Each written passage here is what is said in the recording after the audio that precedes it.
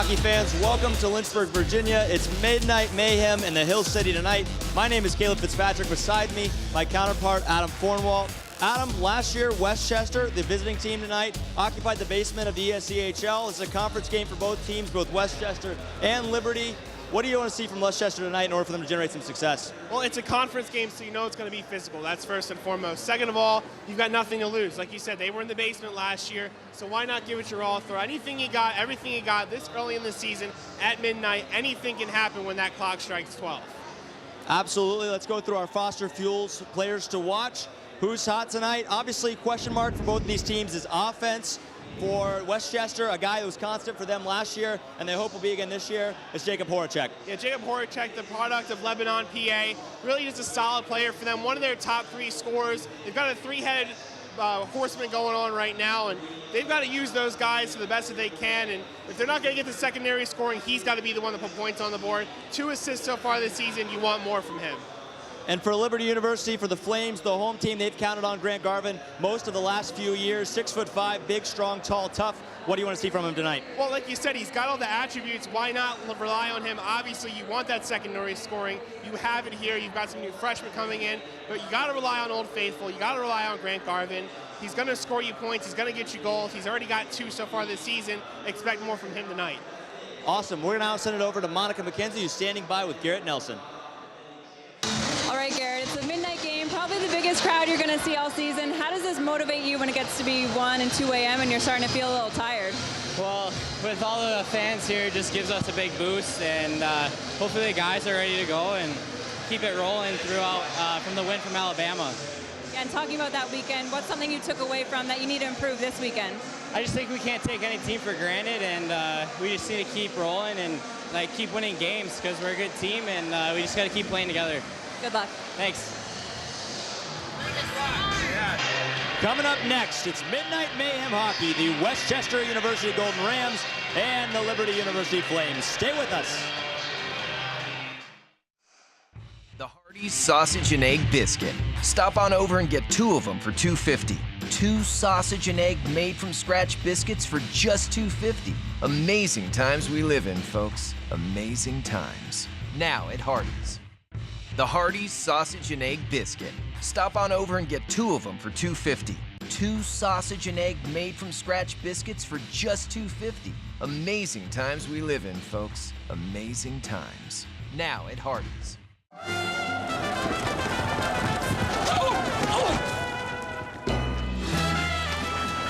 The running of the Bulldogs? Surprising.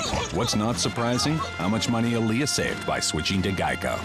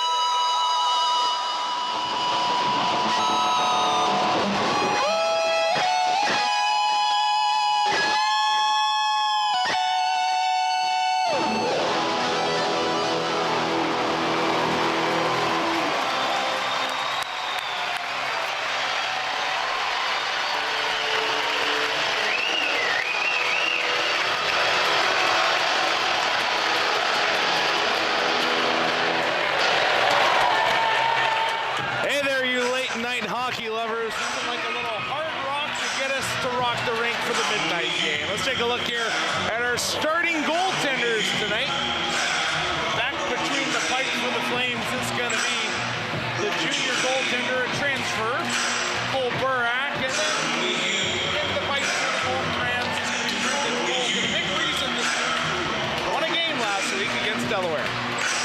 me tonight. Jared Smith, Caleb Fitzpatrick. We'll get down to Adam Cornwall in just a bit, but any surprise here, guys, that the Flames go back to Cole Burak tonight?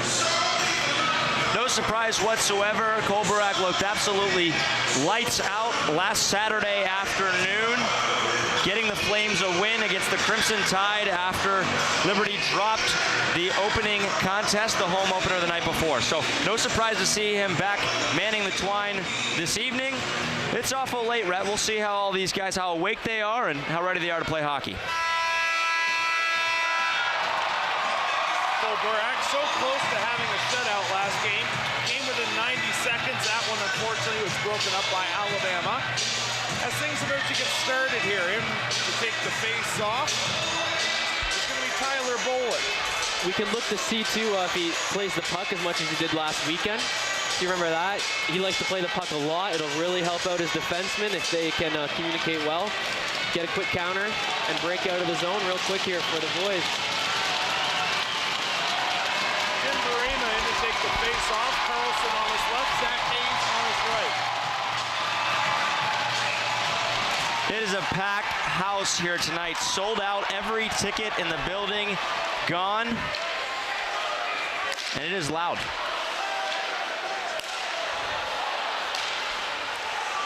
Flames control the puck in their own zone early on. Puck comes out to the neutral zone. Barima now picking up across the line. Carlson in, shot, stopped by Colgan. And we already got some rough stuff after the whistle. Man, they're going at it. Kemper's flying here early in this one.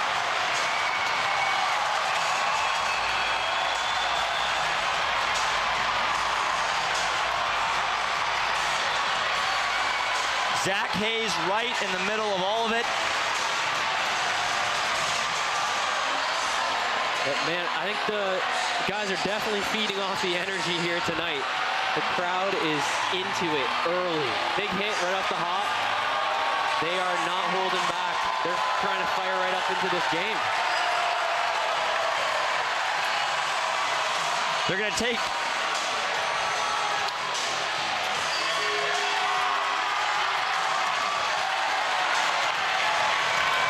they'll be assessing coincidental minors to each team. Yet to be seen whether or not it'll be 4-on-4 or 5-on-5 as this hockey game gets back underway. Tim Barima in the box currently for the Flames. We go back to that shot. Colgan does a nice job of stepping out at the front of his crease to cut down the angle, getting Carlson nowhere to shoot. Aggressive goaltending by Colgan early on. Zane Schartz is now joining Tim Barima in the box. There are 3 Golden Rams sitting in the box on the other side of the scorekeeper's table. There's a replay of the shot right there. As you see, Colgan is well out in front of his blue paint, making sure that Carlson has nowhere in the net to shoot at. I'll tell you, he read that well, and if Carlson held on to the puck a little longer to get a wider angle on him, he might have had a bit more room to shoot at the empty net there. Yeah, just some patience to draw Colgan all the way out of the net. Yep. It's a good read by Colgan, though. It's a high-risk play, and it paid off for him. Here we are 25 seconds into the game. Already a lot of excitement. Barima and Schartz are going to be in the box for the Flames. As we peek down on the Golden Rams, that's going to be Jake Horacek, and along with him, Gary Palmer. Garvin trying to bank it off the boards. It gets ahead. Thompson gets around one. He's got some speed. Thompson, shot. That's off a stick and wide. Garvin, a bad angle drive. Stopped by the goaltender. Back out to the point. Nelson walking across. Has to feed that one sharply to the near boards. Ryan, top circle. Backdoor play. Colgan with a big save. A humongous stop there. Thompson with it low. Pass out in front. Frick's trying to jam away at it. He's unable to. It comes around near boards. Frick's a nice read. Call, a cross-ice pass. Official gets right in the way. A quick snapper hits a skate. That's Hargadon. He gets knocked off the puck, and back come the Flames. Some nice passing here by Liberty. Ryan looking forward, it comes to him. Ryan in, oh, he just missed. Colgan able to get the toe on top of it. A number of big saves from Brendan Colgan early. Puck is deep. Ryan controlling it. Out to the point, Crookshank there. Thompson with a tip. Pad save made. Rebound comes out to Lauber, and he'll send it back deep. Coming in with all the fury and wrath he could bring was the captain, Josh Hamilton. Bushinsky, bit of a new look line. Hamilton out there with himself and Gammer. Quickly sent ahead, Crookshank able to get to it, dropping it off. Lauber sends it back out into neutral ice. Bushinsky unable to handle it. A little bit of pitch and catch here by the Flames.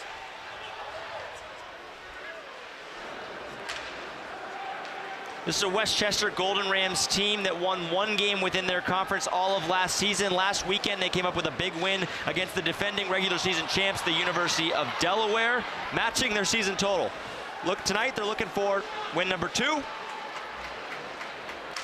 Hoping to get this season off to a better start than last year. That'll be huge for them, right? To get up early on their season. Comes out across the blue line and out of play. Hey, one thing I'm noticing right off the hop, the Golden Rams, their defensive zone down there. You can send it down? We'll touch on that in just a sec. Let's go see what Monica's doing here in the wee hours of the morning. Thanks, guys. All right, well, recapping what happened between Liberty and Westchester last season, Liberty was able to sweep them, winning all 5 games, outscoring them 29-9. Talking to Eric Wolf, the new coach for Westchester, he said he's not okay with a series like that. When you're playing a team multiple times in a year, there's no reason you can't figure out their system and get a few games under your belt with a win. And head coach Kirk Handy for the Flames said he's not worried about what happened last year. They're focused on the games this weekend, looking to start out with a clean slate. A huge hit at the line by Nelson sends Manny Ballones right over top of him. Nelson, backhand sauce, Fricks with a drive. That finds the end glass. Cox has his stick stripped out of his hand. Now the puck will come in on goal, and Cole Burak will hold on. As I was saying. Yes. Sorry. Before I was rudely interrupted by Monica. No, just kidding. No, the Golden Rams, they play a very low defensive zone coverage. I'd be looking to see if Liberty adjusts and can send the puck up to their points more often here. Their wingers are way down the half walls, even below the dots at times. So we'll see if the Flames can capitalize on that. Tom Call in to take the draw. Tim Barima facing off against Tim Reynolds. Up along the boards, Hayes to Tim. They have some speed. They get it in just across the line, but it's batted back out. Much higher physicality coming from the Flames here so far. Hayes. That lack of physical game was something we saw last weekend. It was an area of the game that was pretty soft for the Flames. An area they can improve for sure. Puck here on the boards. Comes out in front, Carlson going after it. Bringing it up to his skate, and then to his stick is Petruccioni. Yawler, he was fired up before the game, takes an extra little hack at Carlson. Jared, you saw him with some pretty early stick work, even in warm-ups. Oh, he came on the ice slamming his sticks, and he threw his backup stick against the glass. He comes out in front, Burak with a big pad save. But yeah, he's ready to go. Ryan trying to help out deep. Spins off a check, takes another. Reynolds battling for it. Zane Schertz able to get to it. Cross ice pass right to Reynolds. He's looking north. Decides to skate it across the red and dump it in deep.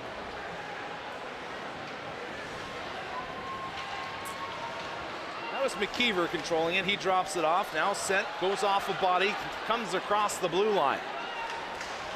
Hargadon unable to hold on to it. Ryan with it once again. Cross ice pass. Grant Garvin coming in with some speed. He flips it towards the net, and driven into the goal was Quinn Ryan. Looks like cooler heads will prevail at the end of this play. A lot of speed, really fluid game we see so far. We've talked about in the past how that really isn't the Flames style. They kind of have this bad habit of wanting to get into this back and forth affair. They're a real big, strong, tough, physical team. And so if they're going to win tonight, if they're going to be dominant, they really need to make sure they're sticking to the game plan, getting the puck in the corners, cycling it, creating opportunities in front by getting the defense out of position. Patience. with a young team, a group that hasn't been together long in terms of game action. You are correct. They have a tendency right now to kind of get caught up in the emotion of the fanfare and get into a, you know, East Coast, West Coast style of play where you're just going back and forth, trading opportunities instead of, like you said, their bread and butter. That's the cycle game. Crookshank closing off the gap. Lauber chasing after it. He lays the body. Flames able to get to it. It's free deep. Quinn Ryan unable to get it out. Now Crookshank managing the puck. He finds Ryan. Ryan cutting to the outside. Takes a hit. Puck comes loose. Ryan in front. Thompson scores!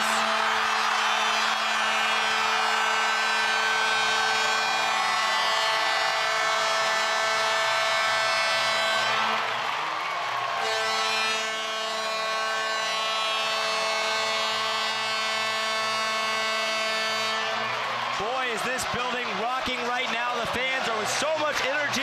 The glass is shaking.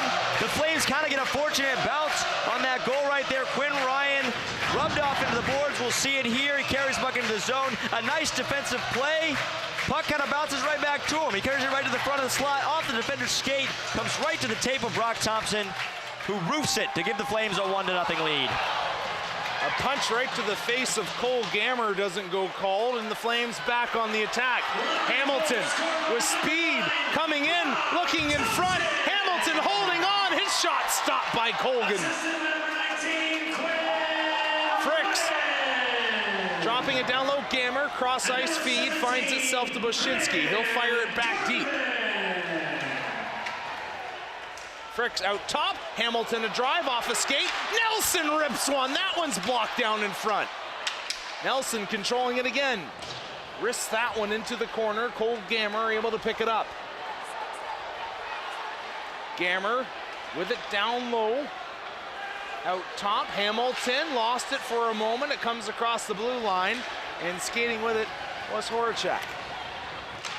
A long shot sails wide of the goal, trying to keep it in. Tom Call, he is able to momentarily.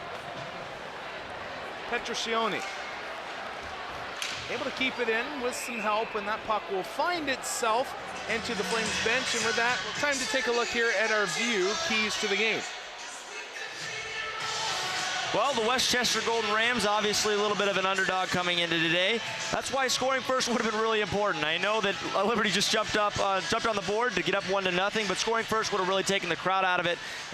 Absolutely still scoring early, getting one back here soon would be huge for the Rams. That said, they got to win the 50-50 puck. So far early on, they've been, kind of hesitant to stop the Flames or to rub them off the puck as soon as they try to carry the puck to the dirty areas. Loose pucks, 50-50 pucks, those territories right there in front of the net. Westchester has to be territorial, make sure they're not letting the Flames just do whatever they want in the offensive zone. For LU, can't get distracted. Last weekend, the big crowd, the big stage, rookies kind of, they've lost focus on their jobs and their responsibilities, and Kirk Candy told me after the game, after that loss to Alabama, that they just didn't execute in any of their game plan. Also for LU, set up the cycle. We talked about it a minute ago. That's their bread and butter. Excuse me, it's late. Bread and butter. That's where they're going to create the most opportunities. So LU making sure that they're getting to the dirty areas, doing the little things, and winning where it's ugly. Those are keys to the game. Yes, brought to you. Janitor set of keys right there. Boom. Puck goes around the far boards, pops out. Fitzy just got a hold of that joke as it comes in on goal. Colgan able to make the stop. Carlson gets his stick in front of that puck. Keeps it in for a few moments, and now the Flames will regroup in the neutral zone. Lauber, pass ahead. Crookshank, the defenseman, will send it in across the blue line. Hollingshead takes a big hit. Flames laying the body. Carlson with another hit. Puck flip far side. Zach Hayes, his shot. Steered clear. Carlson, another drive. The bouncing puck finds itself on the far boards. Rarima, Crookshank, he lost it momentarily. Is able to get it deep. Here's Carlson. He is a big boy, powers it to the front of the net. Flames still with it, scores! Tim Rarima, but they wave it off. Waving it off. They're going to say goaltender interference on Sam Carlson. And that would have been Tim Barima's 100th point as a Flame. Oh, so close, yet so far away. I just mentioned a minute ago that Westchester had kind of been lackadaisical early on to not allow the Flames to get to the dirty areas. They were letting them just walk to where they wanted to be. Right here, finally, the defense stands up to Sam Carlson, doesn't let him get in front. Excuse me, I said Sam Carlson was the one who's going to have goaltender interference. It's actually going to be Zach Hayes, who came in after the fact and was shoved into the goaltender. Yeah, he shoved a ram on top of the goaltender initially, though. I think this play should have been called down quicker. And I agree with the call, but I don't know why they waited so long to blow the whistle. They actually waited till Zach got dummied into the net by a golden ram. So either way, no penalty called on the play, just a disallowed goal and a one-goal game. what's the atmosphere down there at ice level, Adam?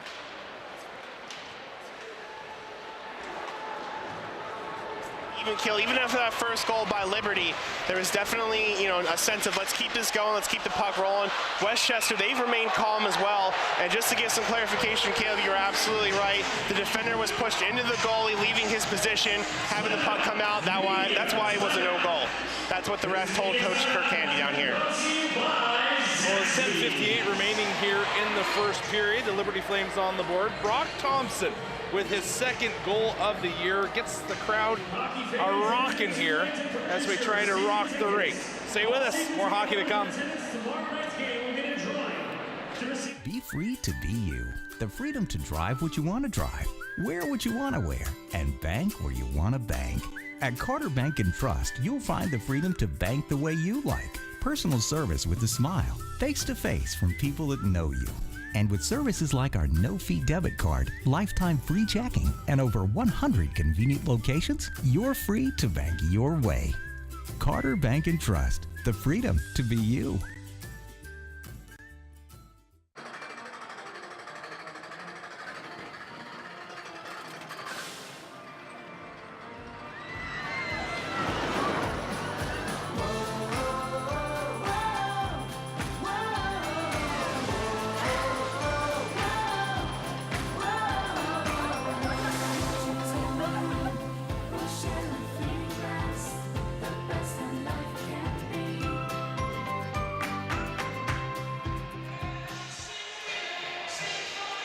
We welcome you back to Midnight Mayhem. You take a look there at the Golden Rams, who, like we said, last year in conference play in the ESCHL went 1-19.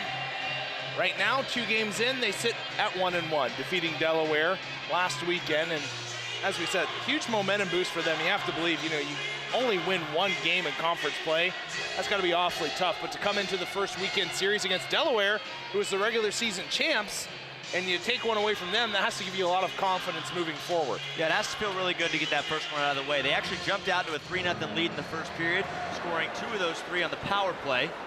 They were able to hold off the Blue Hens for the next 40 minutes, and there you have it. Westchester was able to start the year off 1-0. They lost the next day, however, so. Garvin knocked off the puck. Some long reach by Fricks. Able to hold on to that one. Sent it across the line. Quinn Ryan tried to bring out the slippery mitts. Garvin still holding on to it as he walks across the blue line. Now Thompson controlling it. Flames reluctant to get it deep right now. Thompson, his entry pass didn't find Garvin, and now Westchester will come right back the other way. The Flames' hesitancy to just send the puck in deep and dump it kind of speaks to that, you know, that bad habit of trying to get into a finesse back and forth kind of game. It's not all about zone entry. They can't, you know, try to be walk in and set up, turn around. You know, you're not going to get the perfect look when you enter the zone every time. Sometimes you just need to get the puck into the corner and go dig it out. Gammerling a hit on McKeever. Goes far side, getting to it, Brzezinski. Tried to drop it off. This could be a breakaway. Getting back in time, however, is Reynolds. He came off the bench and broke up the play. That was Tom Call. He had 3 goals, 4 assists for 7 points last season. Gammer, top of the circle. His shot stopped by Colgan. Westchester defense just seems to be on their heels this entire game, allowing Cole Gammer to just slam on the brakes and then they get a wide open look for what felt like 3 whole seconds right there at the top of the circle. You've got to step up here. We'll take a look at it here. He backs all the way up, allows Gamer to get that great look. Step up, at least stick your stick in there and try to break something up. I don't think he wasn't looking to shoot at all the whole time. He just opened up, kind of accidentally found himself in the slot there. He probably wants that one back. He put it right in the middle of the goalie's chest. Colt Steele getting his first look for the Flames this season. Thought Colt might be done after last year, but decided to come back for one more season in the red, white, and blue. Brett Favre-esque. I don't know if he's quite that bad, but Cruikshank. Depends on, you know, how you see it. I mean, Minnesota Viking fans are really grateful that he came back. It's true. Colt Steele holding on to it in the corner. Will send it down and around. Lauber pinching in off the point. Keeps it low. Roberts digging. Lauber still there. Trying to throw it out in front. Puck is bouncing and now cleared out to the blue line where Cox is able to keep it in.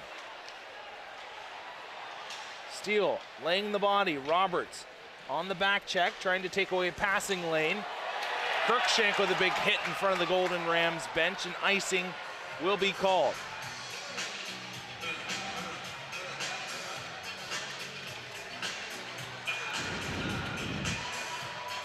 Take a look at the big hit from Matt Cruikshank a minute ago. Steve McElroy just had no idea it was coming, had his head down trying to receive a pass. A little bit of a sewer pass from the defenseman. Didn't really set up his teammate for success, and Matt Cruikshank laid him out. Some would say a suicide pass. Suicide, sewer, it's all the same. At this hour it is, yes. Coming up the near side boards, McElroy unable to get it in deep. He had some help from Wingett. Ryan splits through a couple of white sweaters. He has speed. Picks the puck up back in the corner. Nice feed out to Sharts. Cross ice pass. Didn't cleanly connect. Now it comes back to Sharts once again. Top of the circle, his shot tipped wide. I'm telling you, these points are going to continue to be open all night by the looks of it right now. Flames battling for it. Extremely active defensive unit by the Flames this year. You typically see the D-men pinch in from the point and even come to the top of the circles when commanding the puck in the offensive zone. There's just so much offensive talent on the back end. Zane Sharts, whose shot just goes wide of the net, is a perfect example of somebody who can really contribute on the offensive end. Last year, he finished third on the team in points. Ryan now to Garvin. Carlson out on the ice with them. Pass into the circle. Garvin couldn't get a piece of it. Fricks was looking back door. Ryan was set up. Ryan throwing out in front. Fricks a shot, and that's well wide of the goal. Westchester seems content to give Liberty the looks from the outside of the offensive zone, running a box +1. 2-on-1 got broken up as over skating the puck was O'Brien. Now Burak playing it ahead. Carlson, little backhand feed. A long shift here for Grant Garvin. Fricks towards the goal, but holding on to it will be Brandon Colgan. I love the way Burak plays the puck. Heads up play, gets a good pass off and everything, and turns into a chance in the other zone. It's a real quick counterattack. A goaltender that handles the puck well can be a huge advantage for a team. It's like having a third defenseman back there. Yep. I mentioned the box +1 a minute ago. I'll explain what that means. So basically, if you look at the number 5 on a dice, that's essentially how Westchester is setting up in the defensive zone. They're allowing Liberty to take those looks from the outside, from the hash marks and from the blue line, and they're allowing them to get those looks all day. They don't want them to come into the inside. However, that's where the goals are scored. That's where the opportunities are coming from. So they're going to have to tighten up as a defensive unit if they want to have any success here tonight. Rima to Carlson. That's blocked down in front. Carlson again. His shot of the turnaround variety was blocked. Cruikshank down deep. Carlson with it. Tried to play it back out top. Zach Hayes, a quick shot from a bad angle. Almost fooled Colgan. Voracek. A long drive, easily stopped. Burak says, hey, thank you for the pass. I'm going to send it forward. Carlson able to get to it, neutral ice. A nifty little play. Burima coming in, dropping it off. Nobody was there. Burima takes a big hit as well along the boards. Putting the shoulder into him was Balone. Hamilton on the ice. Oh, Burima coming close. Colgan able to make the stop. A nice feed by Hamilton as he was going behind the net. Just slipped it back out in front.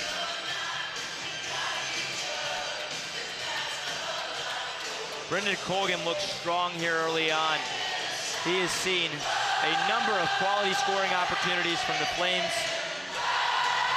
He has stood tall and kept his team in this game. The crowd is crazy tonight. Look at them. It's a packed house. Shots through traffic, knocked down, another drive. That was coming off the stick of Bushinsky. Misfired. Sharts, D to D. Finds its way back to Sharts with 6 minutes remaining here in the first period. Hamilton lets one go by, he comes in, backhand try, the two-pad stack. Stack, pad, save. And Colgan ended up getting tied up with the stick of Reynolds as he was almost towed into the corner. That shot off a stick. Gammerling the body. Hamilton playing it out. Puck comes to the line, Call dropping it off. They're looking for Call once again. It didn't find him. Kept in at the point. The Flames getting to it. Quick DDD, Sharts.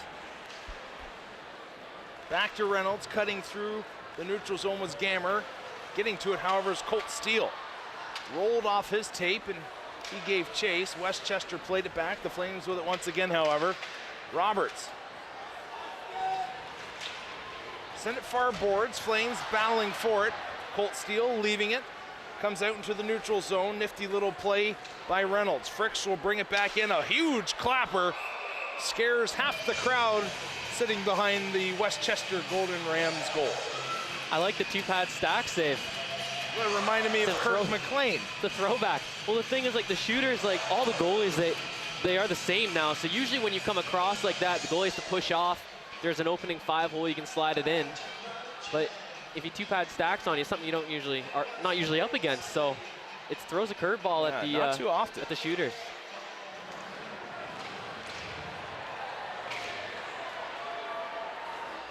McKeever breaking it out. His pass finds Harganon.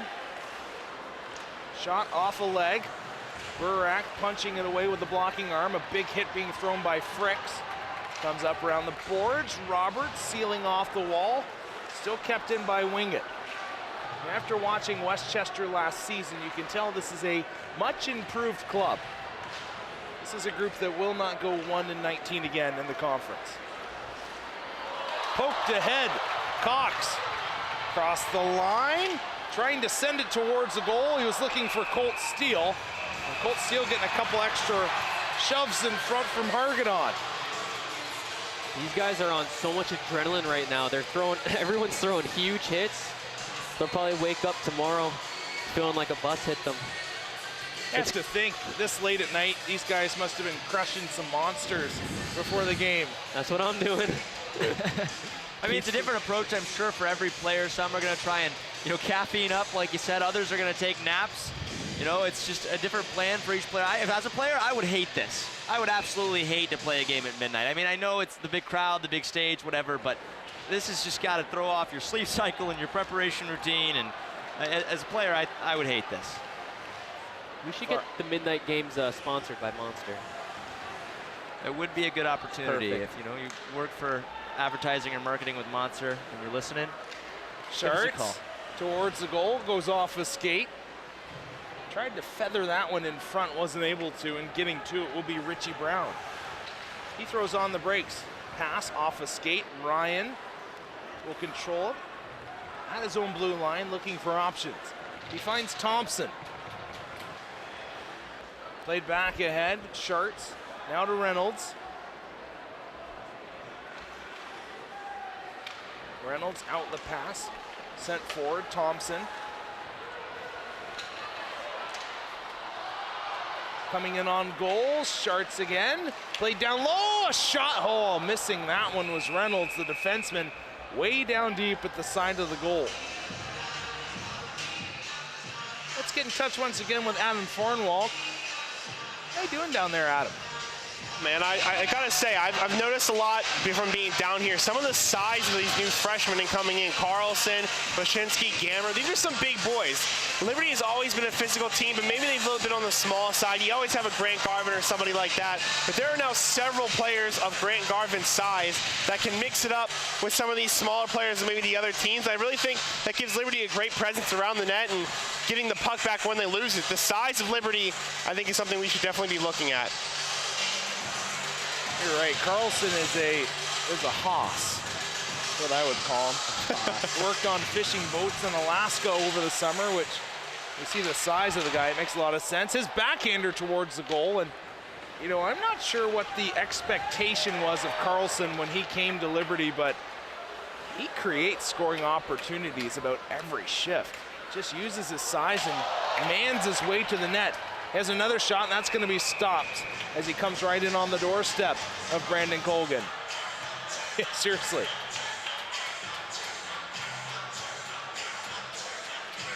Lots of Liberty hockey today. The Division II team opening up their season against Virginia Tech and winning that game by a score of 4-1. And then the Division III club playing a Big South matchup, I guess you could say, taking on Radford and defeating them by a score of 9-4. Flames going for a perfect sweep as they take on Westchester here in the wee hours of the morning. Boshinski has an option, cross ice, he finds it. They were trying to go back to Hamilton. Puck comes in on goal and just hopped up and over the net as it hit a stick. Boshinski on the back check. His man ran out of real estate. Kick back to Fricks.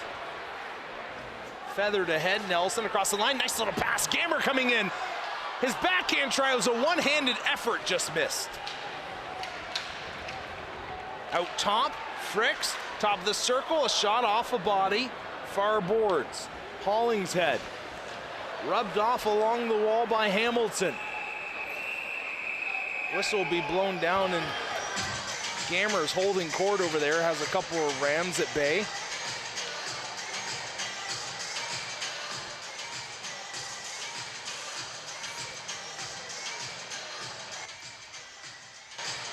Make sure you stay with us here in the intermission. We're going to show you a Game On segment where Matt Warner speaks with head coach of the football team, Turner Gill, about their last weekend, a big win over the Sycamores, and what's ahead against Jacksonville State tomorrow. The Rams send that one right in on Burak, and in my opinion, in order to create offense in the zone, you can't get it near Burak. He plays the puck well enough that he's going to fire it right back out. He's got that Marty Turco action going tonight. You're going to have to just lay some soft chips into the corner and get it yourself. That's right. He's looking for those, when the players dump it in, he'll jump out and grab the puck. So, yeah, they'll have to keep it soft in the corner, so it's a long ways for him to go. That's some glassy-eyed camera people here beside me. I'll tell you what, though, Burak hasn't had too much action yet tonight. No, hasn't. He made one big pad stop in the first couple minutes. That's about it. With a late game like this, you almost worry about your goaltender getting cold, not facing too many opportunities early on. You don't want an odd man rush to jump on him. And puck comes in, it sneaks through Burak, and they score. And catch him off guard, as I was saying. That is maybe the most time the Rams have spent in the Liberty zone right there. Jake Horacek, the 5'10" Salt Lake City, Utah native. He's played a lot of hockey in his day. He actually had 63 points during his time in the United States high school system. Gets the Rams up on the board, and we got a 1-1 hockey game. Kind of an odd bounce off the inboards. Yeah, you see Burak slid a little too far past his post there. We have some lively inboards here at the LaHaye. And I think Horacek saw that. He banked it right off his foot. Yeah, he saw that he was off it, and heads up play by him. Heads up play, there you go. You took the words right out of my mouth. Yeah, I heard you saying it. Oh, so. nice. Good. Puck behind the net, trying to sweep it out in front. The man was there, Tom Call. Could have been wide alone right in front of Burak on the doorstep. Coming into the near corner. Reynolds to Schertz, ahead, Garvin. Just trying to stretch it out for Ryan. Icing waved off. Flames controlling it. Under a minute here in the first period. Ooh, sneaking in behind the defense was Colby Yaller. That's actually a couple times I've noticed him sneaking back. They haven't got the puck to him yet, but he's ready to go if they can get it to him. Trying to catch the Flames sleeping. Thompson, he scores!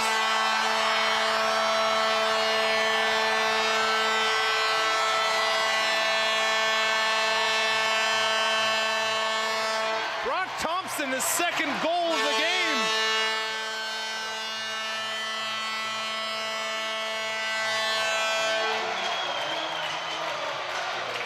Drive wide with speed and cut to the net. It's a simple philosophy. It's been around since the beginning of hockey. We see it here. He just uses his legs to get around the defender and cut to the middle. Holes and Colgan allow the puck to slip in behind him.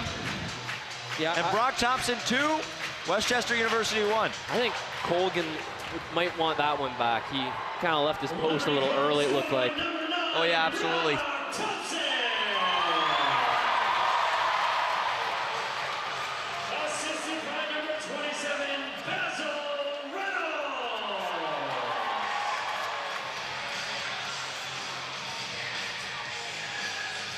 I think on defense, that was Hollingshead with the interesting backward skating style there. You saw the arms pumping, and he got beat wide.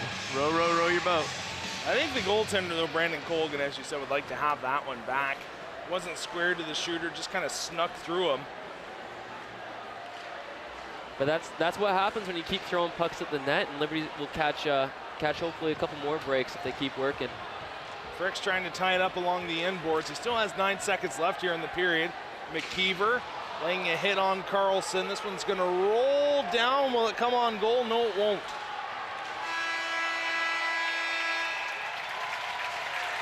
That's going to do it for the first period of play. Brock Thompson, 2 goals. A huge effort by him and the rest of the first line in the opening frame of this period. Stay with us. Monica McKenzie meeting up with William Swall in just a moment.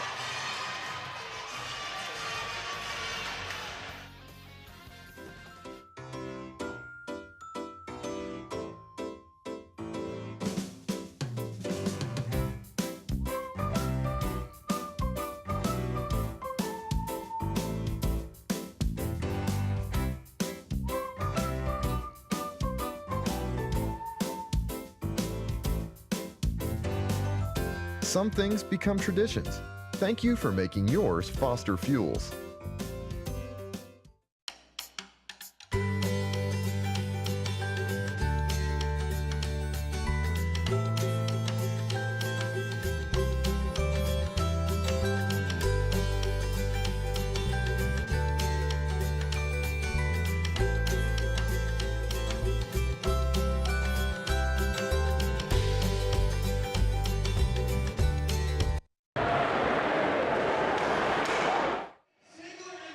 Welcome back. I'm joined by Westchester head coach Eric Wolf. It's a very physical game so far. Was this something you were prepared for, or did it surprise you in the opening seconds of the game? We were expecting pretty much what we got. The energy, we tried to use some of it to our advantage too. But this is hockey. This is great atmosphere. This is what you want. Our guys were sure just as juiced as the Liberty guys. You guys are ranked 8th in the conference, but you told me teams should expect to be surprised by you. So explain to viewers at home what you meant by that. Well, I think sometimes when you look at last year's record, if the team wants to think that's who we are, hopefully that'll be their mistake. We want to show them that anytime we come to their building or they come to ours, they're in for 60 minutes of some tough hockey. And that's going to be our standard, not just, oh, some here or some there. That's going to be the standard. Thanks, Coach. Thank you. All right, stay tuned. Coming up after the break, we have plenty of more intermission coverage for you to enjoy. Sodexo, global leader in quality of life services, is committed to creating exceptional experiences at Liberty University. Enjoy delicious concessions as we cheer on the Flames. Visit us at our many dining locations for both campus and community, and join us in our efforts towards sustainability and fighting hunger in Central Virginia. Sodexo is changing the face of college dining. For more information, visit libertydining.com. It's been an exciting year here at Billy Craft Honda with the release of several new redesigned models, all here for you.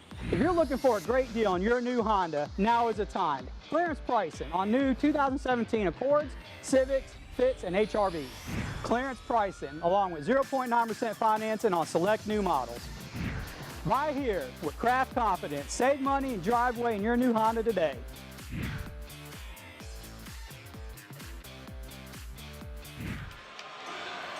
Welcome back inside the doors of the LaHaye Ice Center. Currently 2-1 in favor of your Liberty Flames, and we're hoping for another Liberty win tomorrow night as they take on Jacksonville State in football. And we're going to send you now to a Game On feature where Matt Warner gets to talk with head coach Turner Gill. Coach, thanks for coming by as always. And do you just love drama, or how does that work? Because you keep us on the edge of our seat, or at least the team did this past week. Walk me through that final minute plus of what was going on. We thought the game was over. Players thought the game was over. Walk me through the timeout, when it was decided to be taken, and then kind of the explanation of what happened from then. Well, really, I guess when the timeout occurred there, we had, again, our defensive coaches mentioned to say that we need a timeout, coach, we need a timeout.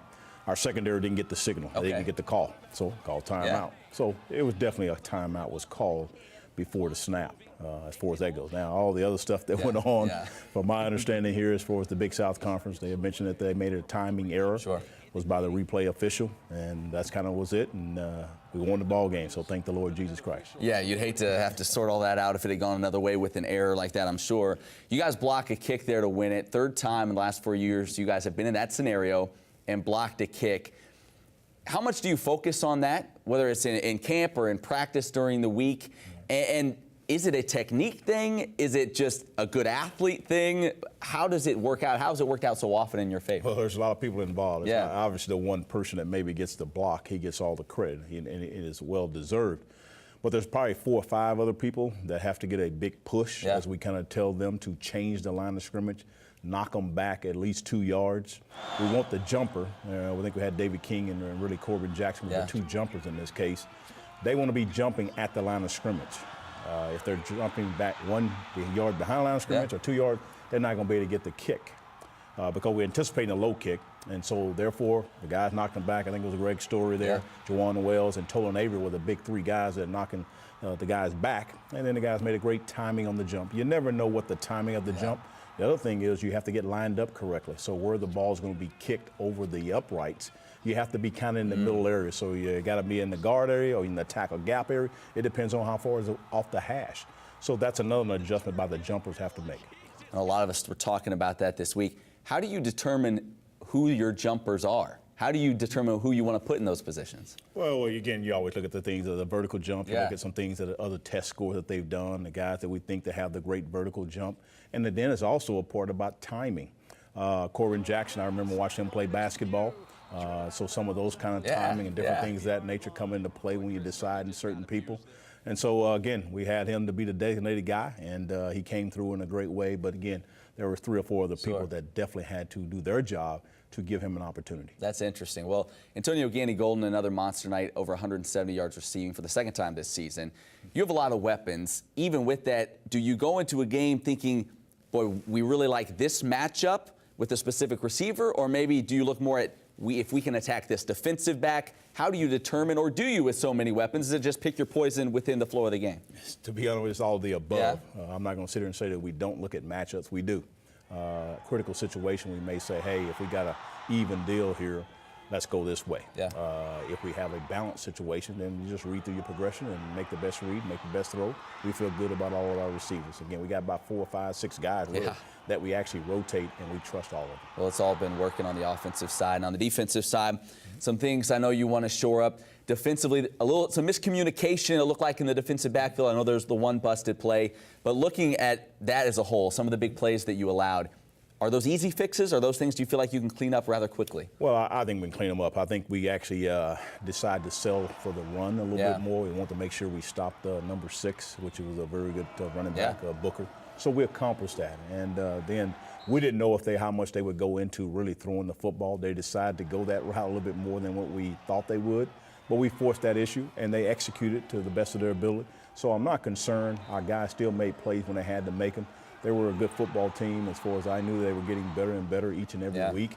They do have some talent as far as Indiana State. So I think our guys are getting valuable reps. I think we're getting better and better each and every week. So our defense will be ready to go. This week you travel to number 5 Jacksonville State. Of course, they came here and won a year ago. What do you remember from that game? And does that game matter? The media always wants to play up all revenge, motivation, all those things. How much does it really matter what happened a year ago? Oh, it matters a little bit. It doesn't matter a whole lot, but it matters a little bit because, again, you have familiarity on both sides. Sure. They do for us and we do for them. Certain people that played last ball game or last year's game and all that. So there is a different team, though. Yeah. We both got a different team at this point in time. And so they're going to make adjustments. We're going to make an adjustment. So it's a chess game here right now, and our guys are excited to play. That's the main thing is we're just trying to say we need to get better. And as long as we continue to do that, then we can have a greater chance to be successful. Different teams from a year ago. One thing that is the same is their running back, Rock Thomas. I know he's a guy you've mentioned as a strength of this team. In addition to him, what do you see as being the strengths of this Jacksonville State squad? What are you going to have to slow down? Well, their coaching staff do a great job of getting their guys in position. I think their defensive line, their defensive side of the ball, their linebackers, their front seven are very, very, very strong. They have great length at their corners. They're 6', 6'1", 6'2" guys there, big, good size, 200 pounds. So their defense, I'll say, is really, really, really their strong point. And they got a running back they can toss the ball to, give it 125, 30 times, and it's going to be a very difficult challenge for us. But again, we're ready for the challenge, and let's go play. Coach, can't start any better than 3-0. Congrats on the win so far. Good luck the rest of the way. We appreciate it. To God be the glory. Absolutely.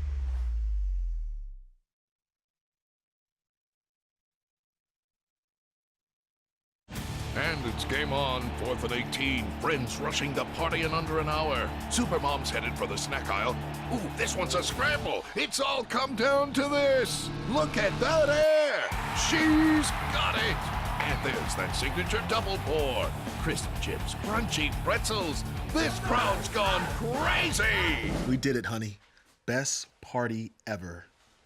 Yeah, we did it. Let's go for the glory.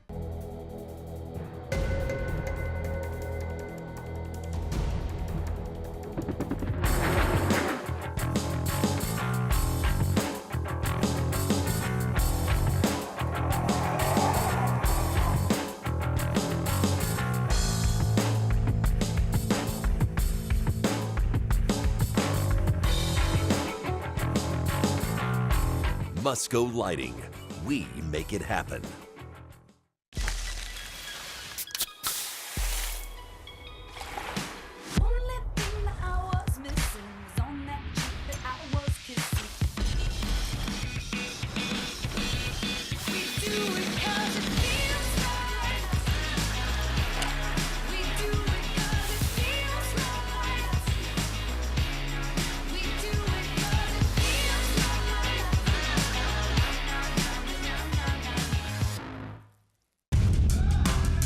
What's the Big South? What's the Big South? What's the Big South? It's our home. It's our home, rooted in excellence. Built from hard work. It's our backbone. An undeniable will. Driven to surpass our potential. It's our heart. Unbreakable bonds. And our journey. Striving for more. Determined to lead. Day in and day out. This is the Big South. Where winners are made. Yep. It's time now for the Runkin Pratt Senior Living Communities intermission. Runkin Pratt Senior Living Communities. We want to do life with you. We're rocking the rink here. Late night hockey action at Liberty University. The Flames currently leading 2-1 over the Westchester Golden Rams. With that, time to take a look at our Geico game at a glance. Brought to us by Geico. You know what you should have done 15 minutes ago, Jared? I should have went to Geico. There you go. You would have saved 15% or more on your car insurance. Flames leading in shots 17-6. We were putting money on that one. We were saying 14-3, but the Rams getting a few more on net than we thought. 4-4 of the Pims, and you can take a look at the saves there. But overall, once again, the Flames doing a quality job when it comes to puck possession and dominating the time spent in the offensive zone. It just feels like Westchester, isn't making it a priority to maintain possession of the puck. They're okay with Liberty controlling the puck most of the game and keeping their opportunities to the outside. Now, they didn't do a great job of that in the first period. Liberty was able to drive the net and get some looks from the middle and from the slot from those high percentage scoring areas. However, Westchester's strategy is clearly not to dominate play and not to spend most of the time in their offensive end, which is interesting perspective, interesting approach, but it looks like their goal, their mindset is, hey, we're just going to survive this thing until the end and then try to catch them sleeping. Because by the time it'll be like 3 a.m. at that point. Yeah, so, you might catch me sleeping by that point. For real. Yeah. I think, though, you're right. It's once again that style of play where you believe that probably when it comes to 5-on-5 play, the opposition has a little bit more skill than you do. It's going to carry the play a bit more, but if you can play a box one just a little bit and kind of prevent quality scoring chances from the house but create turnovers, you might be able to counter strike quickly. Well, make sure you stay with us. We got the second period coming up right after the break. And it's game on, 4th and 18. Friends rushing the party in under an hour. Supermom's headed for the snack aisle. Ooh, this one's a scramble. It's all come down to this. Look at that air. She's got it. And there's that signature double pour. Crisp chips, crunchy pretzels. This crowd's gone crazy. We did it, honey. Best party ever. Yeah, we did it. Let's go for the glory.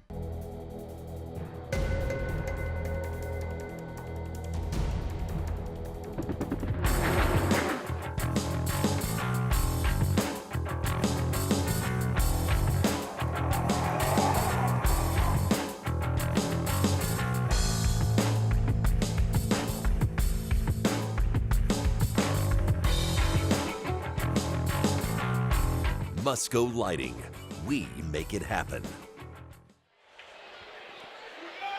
Welcome back to Lynchburg, Virginia. Things about to get underway here in the second period. And let me throw you in the coach's shoes of Westchester. You want to get some more offensive momentum going.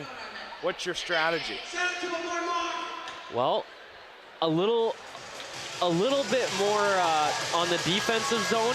They need to be just a tiny bit more aggressive because right now they just kind of sit in the middle of the ice and so like Liberty has all sorts of time in the zone. So what happens is by the time you do get control of the puck, you're tired and you have to chip and you dump it in, you're looking to change. That's the hard part when you play so long in your zone with that laid back style of defense.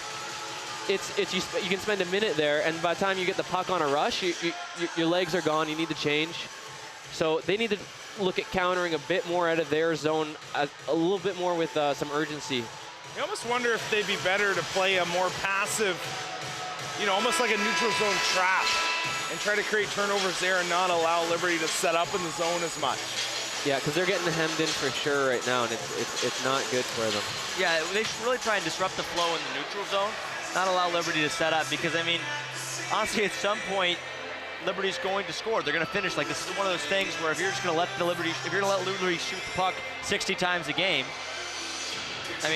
that's not a recipe for success.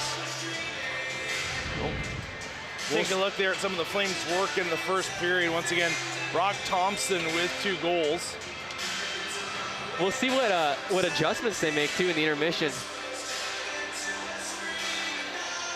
Now, let's see if they come out here with a little bit more verve in their step, being Westchester. Take a look here at the crowd. They are not sleepy at all. They are wound up and raring to go. This is what it used to be like back in the day when the Flames were playing the Civic Center out in Roanoke. Flames controlling it. Brema, blind backhand past it and connect. Puck will roll into the Flames zone where Zane Charts will pick it up. Brema able to get to it, dropping it back. Sharks looking north. His pass found Brema, just rolled off his backhand, however. Comes near side, Hayes will flip it in. Brema on the forecheck. Carlson out there as well, and he got a hold of Brema laying the hit. Carlson, he takes a pretty solid check there from a much smaller Tom Call. Burak out to play the puck. Fricks manning it. Now behind the goal, leaving it. Quinn Ryan around one. He's pretty good at that little drop-off play. Does it again. Thompson 3-on-1. His shot stopped. Colgan made the save and had to hold on awfully tight as Andy Skipper ran into his goaltender rather. Brock Thompson had a 3-on-1. You got to wonder why he didn't give up the puck. Is he looking for the hat trick early? I think he was. That shot, he didn't get a lot. I don't know if that shot went off the way he wanted to or he was looking for a rebound. He could have been going low pad here, you're right, because it was far pad low, and if that had popped out, Ryan would have had an opportunity, perhaps even Garvin. Give him the benefit of the doubt. Burak playing it around. Fricks giving chase, and he is so good back there at moving that thing. He's a big reason that Westchester hasn't been able to set up in the offensive zone. Thompson dropping it. Garvin, his pass intercepted easily. Nice back check by Garvin. He laid a big hit. Played around once again. Nelson, little chop, kept it at the point. Nelson with it once again. Now to Garvin. It's pushed forward. Westchester trying to throw the body. Thompson dropping it. Oh, Quinn Ryan misfired.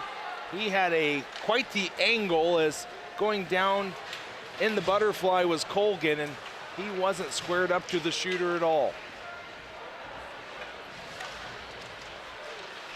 Gary Palmer playing it around, comes out in front, shot by Cox, rebound goes high into the air, the bouncing puck calmed down. Cox another shot, that finds the end glass, comes to the near point.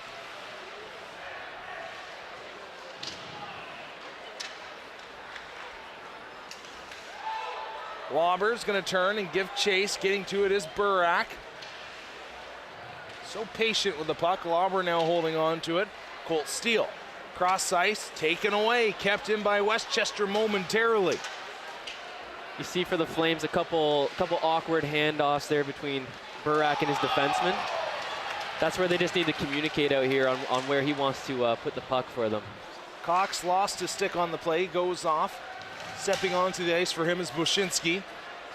Crookshank looking to lead the rush back the other way. He has it across the line.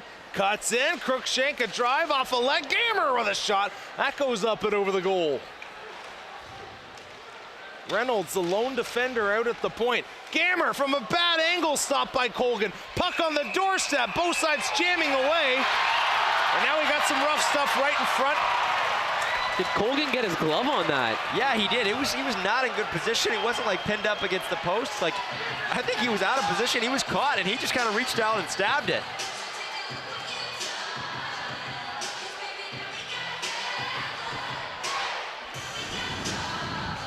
I think we're getting a look right here. Crookshank's gonna get the puck to Gammer.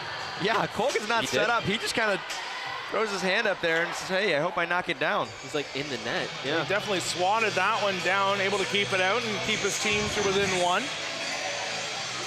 It's always interesting when sometimes random people find their way into the media booth and just kind of stand in your way. Jared's looking around like, who is it? Yeah. Is it right there? Yeah. Just texting away. Yeah. Yeah. I always find too the people who like want to talk to you when you're live on air. Puck batted out of the air. Now it's free. Flames trying to get it. Zach Hayes will bring that one back out into neutral ice, turn and send it back in, but he has to tag up on the offside. Now the Flames come back in. Reynolds, Barima, his pass, far boards. Nifty little play. Zane Schartz carrying it in. Getting to it and sending it back out, Andy Skipper. Quickly played ahead, Tom Call. Getting along the boards. Dips under his check. Barima to Hayes. They're trying to send that one back to Barima. It didn't connect, however. Now Westchester coming in. That was Ballones who fired it across. Kept in at the point by Palmer. He gets knocked down. Carlson cutting in. Lost his footing slightly, and that allowed Gary Palmer to pick it up. Yawler, his pass, right to Schartz. He misfired, however, and able to pick it up and send that one with a shot. It goes high and out of play. It was Mike Petriccioni.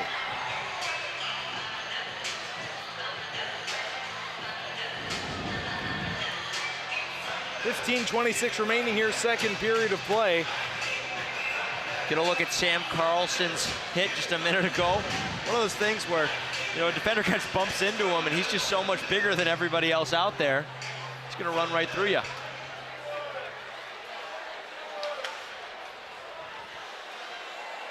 I like too right after the hit, you know, just right heads up in the play, looking for the puck. That's how you open up lanes. You hit a guy and you keep moving. Garvin trying to keep it in the offensive zone, wasn't able to. Yaller across, makes a nice move to the outside. The backhander stopped by Burak. Another shot stopped by Cole on the doorstep.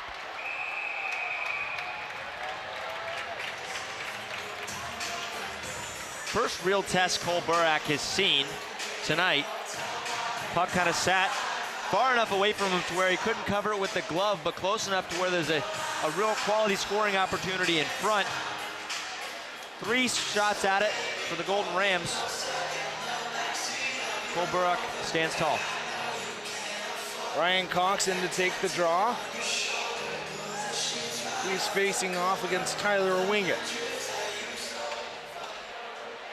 One back by the Flames. Lauber up the boards. Oh. Coming in with speed and taking a pretty big hit there was Zachariah Roberts. Flames, however, the other way. Colt steal shot just off the glove of Colgan. Crookshank misfires on the shot. Cox with it, trying to cycle it deep. Tied up along the wall momentarily. Now it's back into the neutral zone. Lauber to Crookshank. Trying to find an outlet pass. Flames forwards. Caught a little flat-footed. Now they're able to chip it in. Samedi. Back up the wall. Crookshank pinching. Tried to do the old windmill towards the goal, but didn't get it through the defender. Crookshank again battling for the puck. Now he retreats back to the line. Colt Steele was covering for him.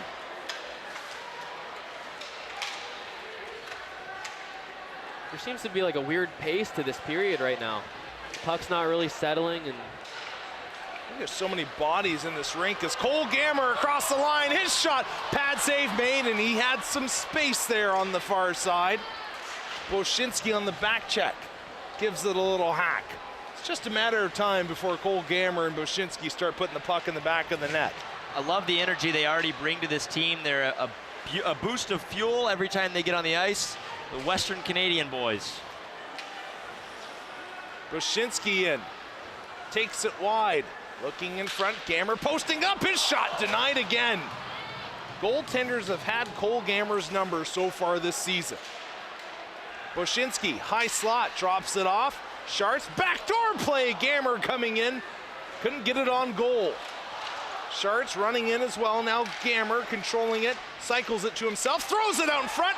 That shot by Hamilton went wide. Flames coming close, Reynolds. Sharts, high slot, another drive, stopped by Colgan as he was screened by Gammer.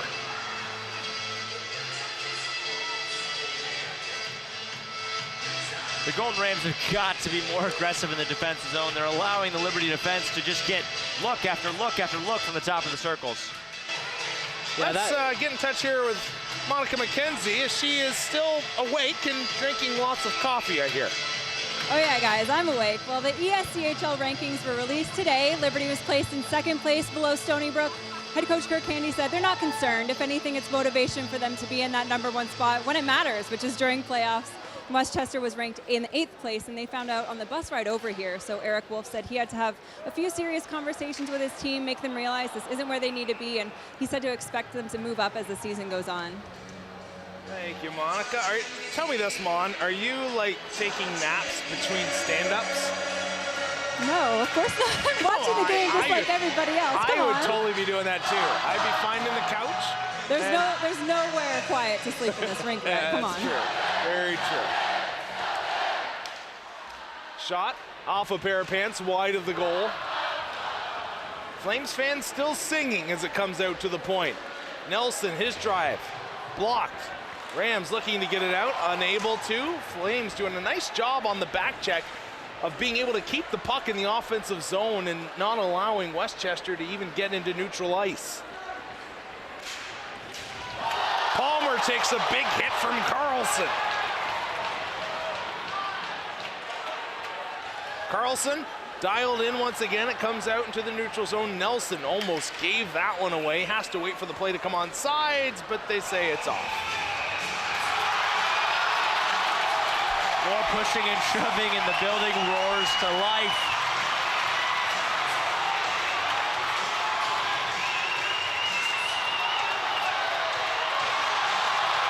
It's like WrestleMania right now. Nobody really wants to drop them.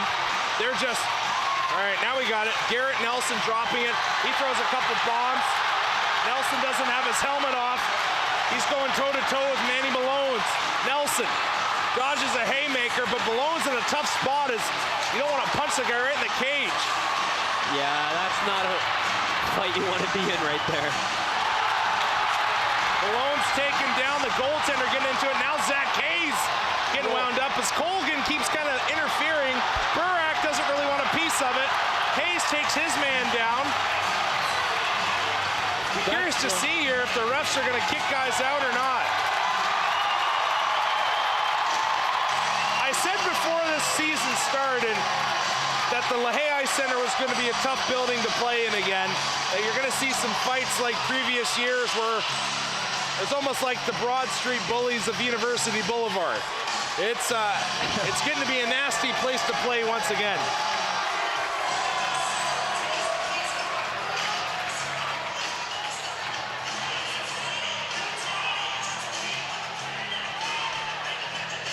I think the Flames really missed Garrett Nelson at the end of the season last year. He brings so much to this team. We talk about his offensive ability all the time. We talk about how he's responsible on the defensive end, but like it's things like this, you know, the ability to protect his teammates and step in and get the crowd fired up. You know, it's this, you know, the aspect of self-government within hockey where Garrett Nelson just adds so much to the team. I'll tell you this, Colby Yawler is having the night of his life. He is just feeding off this crowd. He's giving stick slaps everywhere. He's just loving life right now. There's the original hit from Carlson. Yeah, he's just been a wrecking ball so far tonight. And Flames have done a quality job of playing bodies everywhere. But I'll be honest, I don't even know what started the little Donnybrook, because Garrett Nelson comes over, things seem calm, and then he just starts throwing bombs. Yes.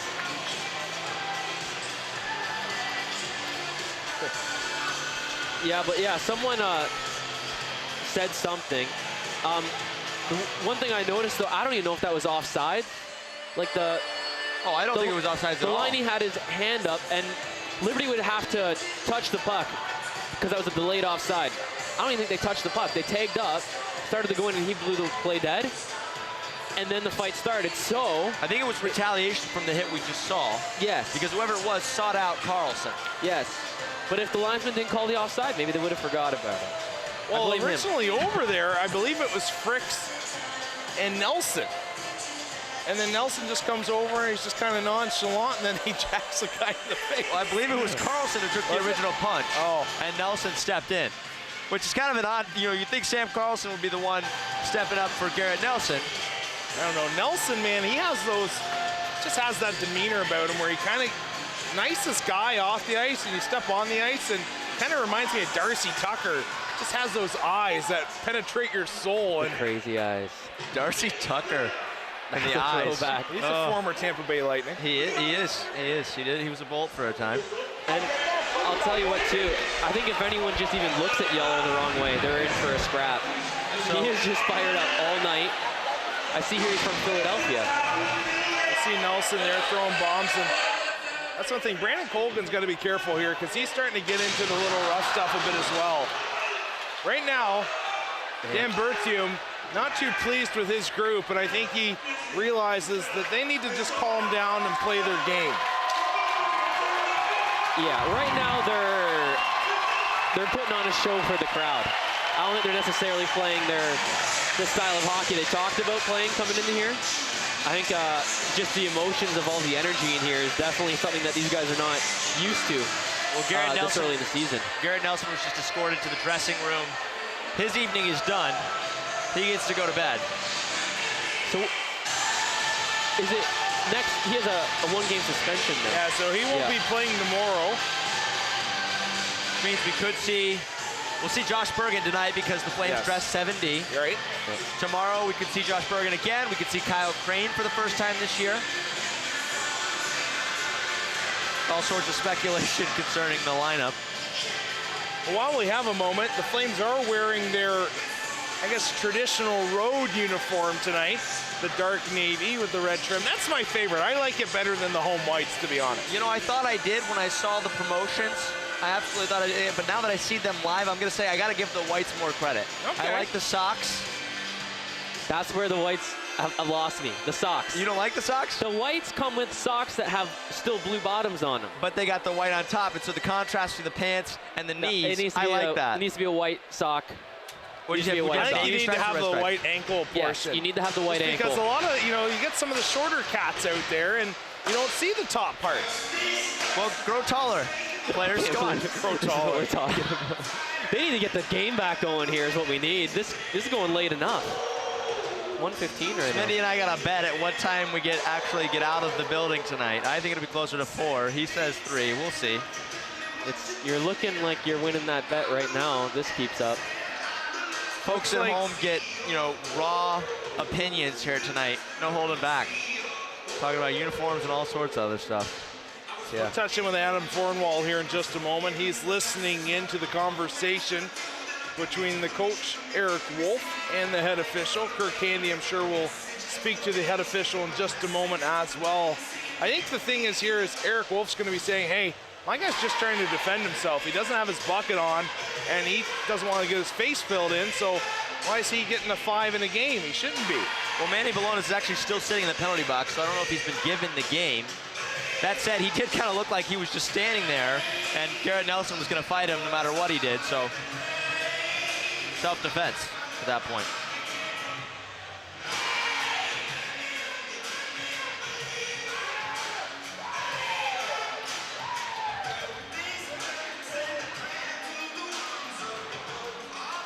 I think if you're a Westchester fan, you're going to be pretty pleased with your team and the step it's taken in the right direction just over a summer. You bring in a new head coach that seems to have these guys, like he was talking about, playing a full 60 minutes of hockey that's pretty tough. And, the score right now, 2-1, and they're still in this game. And last year at this time, I don't believe that would be the case. No, absolutely. I mean, this is the 3rd game in a row for them that they've been in contention, playing competitive hockey against the better teams of the ESCHL. Obviously, last weekend against the defending regular season champ in Delaware, and this weekend with the defending overall ESCHL champion, Liberty Flames. I mean, this is a huge step for them. This is not what I think most people expected from Westchester going into the season. Eric Wolf still chatting things over with the head stripes. Kirk is giving the old, hey, come on, chat with me, tell me what's going on.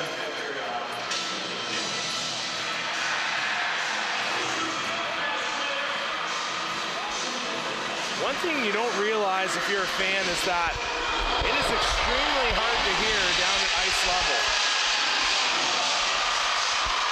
Okay, when you got this many people in here. Yes, Adam, tell us. So what I'm hearing is there's going to be 3 players on Westchester that are going to the box, and then they had another one who came onto the ice late.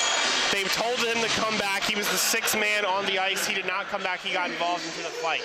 So there was 3 that came in on that were fighting that should go into the box, and there was another one that was in trouble for coming onto the ice as a 6th man and getting involved in the fight. And that's Jacob Fricks. He actually just walked down the tunnel. Right. So the Flames lose 2 defenders. So Fricks hopped onto the, he pulled a David Clarkson. Well, Westchester had the same thing. They had a 6th man come onto the ice, from what I was told. Old-time hockey. It's interesting, though, because if Colgan, the Rams goalie there, decides to get involved, then you're already a 6-on-5, because Burak's not coming over, so all right, so that's where it gets dicey, I guess, when you have the goalie involved. According to the Game Live, we've got Mike Petriccioni. He's got a game disqualification. Manny Balonis does as well, and Mike O'Brien. And then for the Flames, Fricks, Nelson, and Hayes all not playing the rest of this game. There will be 1 5-minute major surge for Westchester.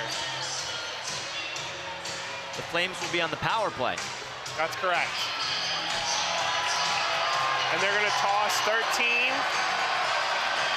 and 27. So the Flames, I'm sure that they're happy they dressed 7D tonight because they're down now to 5. Yeah, I mean, it would be absolutely debilitating to have not dressed that 7D and be playing with 4 defensemen for the next, 32 minutes of this game. I mean, we're not even halfway through the hockey game yet.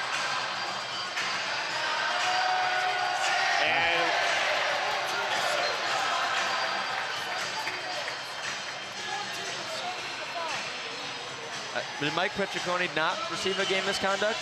He just pled his case and is now putting his bucket back on and skating to the bench. Mike O'Brien going off. Petricone, according to the stat site, is going off as well. Now he's starting to head back. I believe he's going to serve the 5-minute major. He is, that's correct. 14's going to serve the 5-minute major. For 17. 17's done. So Mike O'Brien is the one who's sent to the dressing room. So 3 players aside are done. Okay. How about Adam getting the inside scoop down there? That's right. Well done there, Adam. Appreciate it. Working on it. I can tell you neither coach was happy with the extra penalty, the extra sending off for the guys who came on as 6 men. They disagreed with that. Neither coach was happy with it, but at the end of the day, there's not much you can do. If they're going to get on, they're going to start fighting, they're going to get off, they're going to send them off the ice. And that's on the player, though. As the coach, that's the one that you can't blame the referee. It's in the rule book. You jump on the ice to fight, you're done. That's it. It's great. Like the NHL, it's a 10-game And they're going to send 14 off as well for Westchester. Oh. So Petricone is done. And 8 is going to go into the box and serve the 5-minute major. So it will be a 5-on-4. That Westchester bench looks thin now. Yes.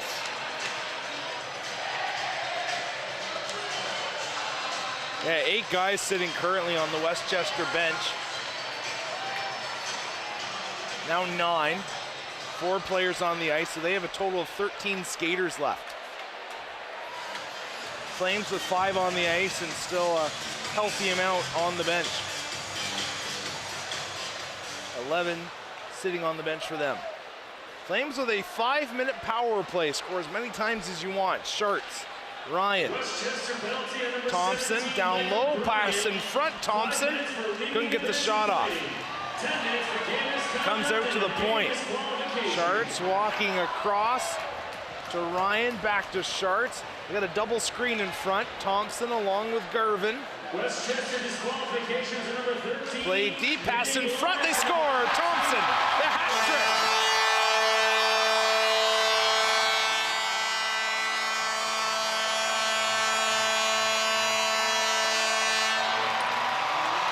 That's just good puck movement. No hats.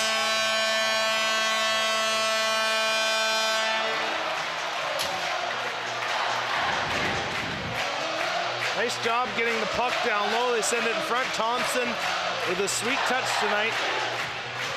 Yeah, we need to throw some hats. See, Thompson, in that power play, Thompson's up high, give and go with Sharts, and then he comes all the way down in front of the net, and that's just an area where he can get lost and no defender picks him up, right? Because he went from the very top of the zone all the way to in front of the net, and he just kind of got lost in the play. And it's clear that was the look that the Flames were looking for. They went there several times and it hadn't worked out, so they just reworked it, came back to it.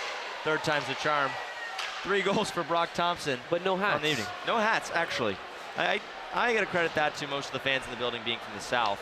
They may not realize what a hat trick is, what it means, or that it just happened. And maybe also mostly being college kids where you can't afford to lose your hat.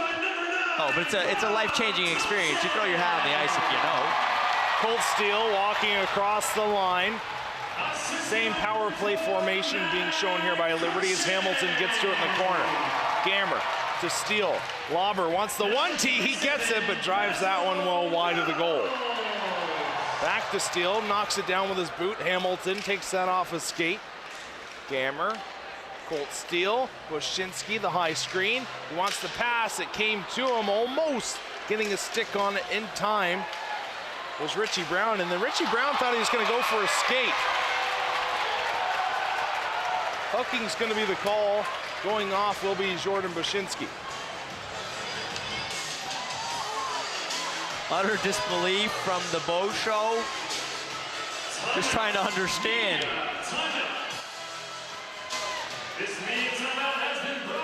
We'll see 4-on-4, lots of space for a full 2 minutes.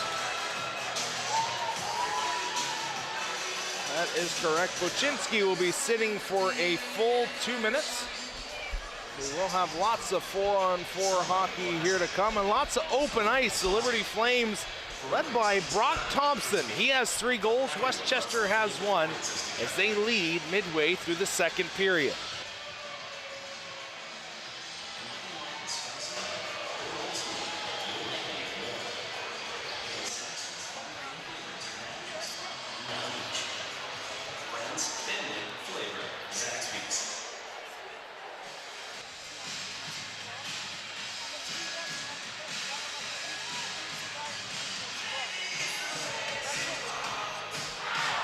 The excitement never ends here at Billy Kraft Honda. These new redesigned Hondas are amazing. New and approved Honda Odyssey, Pilot, and Ridgeline. Plus, all new Civic hatchback, all in stock, waiting for you. With 0.9% financing on select new models, and knowing you can buy with Kraft confidence makes it easy.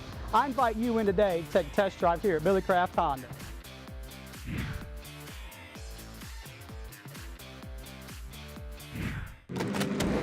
Meet William Byron, Liberty University student and Xfinity Series driver of the #9 Chevrolet. Since William was a child, he dreamt of racing. His continued partnership with Liberty University means he's able to pursue his college degree while chasing the checkered flag. Look for William Byron and the Liberty University #9 Chevrolet on race day during the Xfinity Series this season. We're back as the clock approaches 1:30 in the morning. Crookshank picking it up.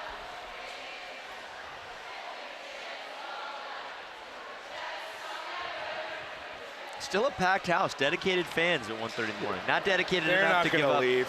Not dedicated enough to give up a $15 hat, but dedicated nonetheless. You know what? I know it's horrible. I don't struggle throwing my hat on the ice. I did when I was like 4, and then I was like, oh yeah, hockey's more important. If you're a hat guy, like your hat is more important than your wallet. Like it's you can't mess with it. Here's the thing. I have like a limited amount of hats, and my wife won't let me have more, rightfully so. And so as a big toe save made there by Colgan, so I don't want to throw out because the hats I have are very special to me. A little bit of a rush here for Westchester. Nice move. They come in, and Burak able to make the stop. And then he takes the slash. Flames being careful here is. I'll tell you, Burak wanted to play that, and the ref blew it on him, but I think that worked out in our favor. I don't think he had as much time as he thought he did to play the puck there. Yeah, Jake Horacek was sneaking in behind him rather quickly. Take a look at the rush here. Here's Horacek, tries to cut to the middle. Defense just disrupts it, but it still bounces on goal. Burak, after the whistle is blown, wanted to play it. Wasn't able to get it out in time, but Horacek is trying to forecheck.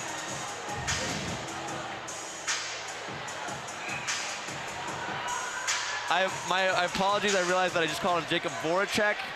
Jacob Voracek plays for the Philadelphia Flyers. Yes, he does. Adam Fornwall, the big Philadelphia Flyer fan. I don't mind you messing that one up. Pass sent near side. Bergen, his drive wide of the goal. His name's so dang similar. I was talking to Coach Berthume, and he was saying, Bergen, a tough guy one-on-one. Hard to get around. Pretty decent skater on the back end, and actually played a lot of his junior hockey as a defenseman before coming to Liberty. He's tough as nails, too, so things aren't going to get any easier on the back end.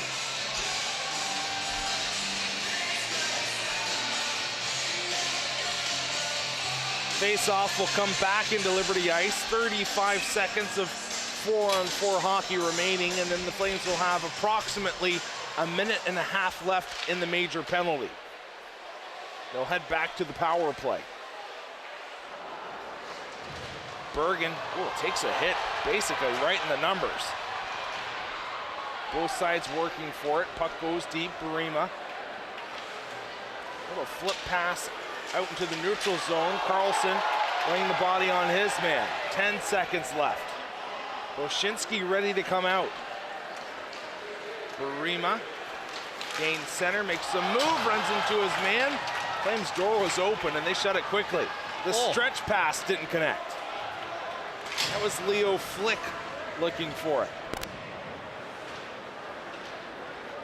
Ryan with speed across the line, tried to drive it wide, had it taken off his stick and cleared down the length of the ice by Richie Brown.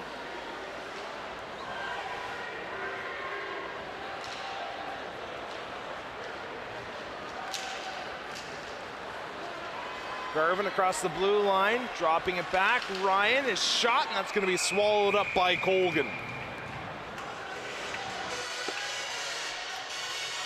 So I've finished this monster, now I'm on to coffee, so hopefully you doing okay? Hopefully I'll wake up here. It is a battle. I don't think, one aspect of broadcasting I never realized before I started doing it regularly was how much mental and emotional energy you use in it. And when you're tired in the wee hours of the morning, it gets even tougher. Boo-hoo. You just dropped a boo-hoo. Was it you? That was me. Clown. Thompson cross ice. Wow. In front, tip play. Garvin denied on the doorstep.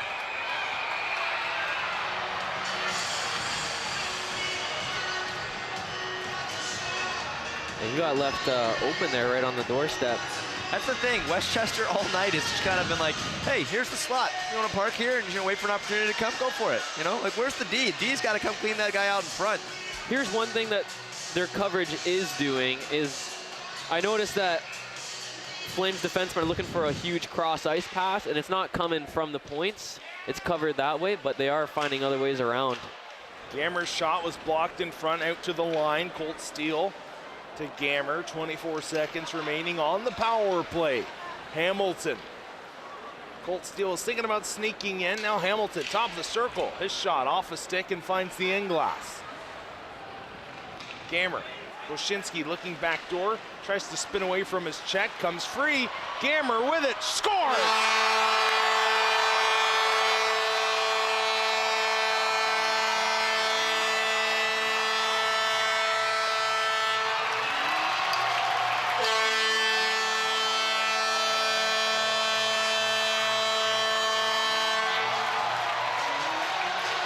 Again, the Westchester Golden Rams outnumbered beneath the hash marks.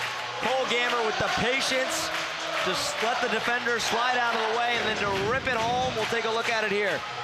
I was worried he wasn't going to shoot. He was kind of pump faked it a little bit. I thought he was looking for a pass for a second. He faked the defender and Jared Smith out. That's had the goalie beat. Tell you, that's not too tough to do right now. Couldn't be happier for Cole Gammer, one of the really awesome quality guys that have joined this Liberty squad this year. Real character off the ice, real fun guy to be around. So you guys hang out? I just interacted with him here at the rink. I really like him. Every time I want to talk to him, he's super nice. We actually chatted him up last night as we came in for our Division III practice, and he and Boshinski, just a couple of quality lads, good guys to talk to. Alberta. And Manitoba. Correct. I don't know Western Canada. I'm from Florida, whatever. Carlson, he's got some room, powers his way in, couldn't get the backhander off. Carlson once again, his feed, looking for Cox. That didn't connect. Now Roberts diving after it. Puck comes loose, sent ahead. Horacek sends it in on the backhand, and he's met there by Cruikshank. The other major city in Alberta is Calgary, right? That's correct. Okay, I'm making sure I got this. So Berginski's from Winnipeg, Manitoba. Gammer. Just like Atlanta and Florida. Atlanta's not in Florida. Puck goes down low. Cruikshank sent ahead. Carlson to come across the line. He'll bring it in. Once again, powering his way towards the goal. We'll catch back up to it in the corner. He's out there with Brock Thompson. Quinn Ryan there as well. Shot through traffic off a body. Comes into the circle. They're trying to stretch the ice once again. Looking to sneak in behind the defense was McElroy. Oh, Reynolds gets tripped up. I think that had a lot to do with the linesman. No call.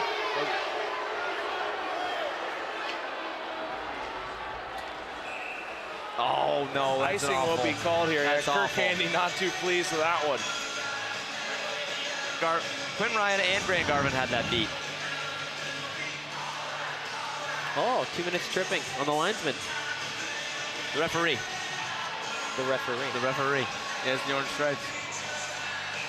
Wow, just burying me out here, eh? 1:30. 1:35 in the morning. Ruthless. All right. Ruthless. Pass, Garvin knocks it down with his glove. Taking it deep wrap. to wraparound, try in front, Ryan scores! No.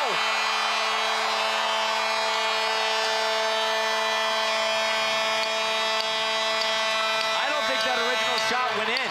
I think Quinn Ryan put it in originally. I think he hit the post.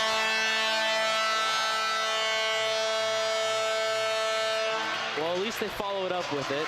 They're chatting things over here in the officials' crease. Take a look right here. Boom. That's. I don't ever think that crossed the goal You know, line. I think that did go off the post. Nice eye there, Fitzy. This will give us the best angle and look. Right here, boom. You're right off the goal. post. Everybody stops. Sharks buries it. Well, the confusing part was the goal horn at the LaHaye Ice Center went off. I want to know why why they're calling no All right, goal. so I believe the official blew it dead. Yeah, the official No one blew it. But we couldn't hear it because the goal horn went off. Why would he blow it? He thought it was I a think goal. he believed he thought it initially was a goal and it was I not. thought he blew because he thought the goalie, he almost got his glove on it, but You know, this song is fitting because when it gets this late, it is Zombie Nation. They're that tired. I didn't hear that through the headphones, so he blew the play dead. Oh, yeah, because he pointed at the goal. The referee signaled goal. Yeah. Blew the whistle, blew the play dead. Goal horn goes off. Linesman comes in and informs him later, nope, that just went off the post.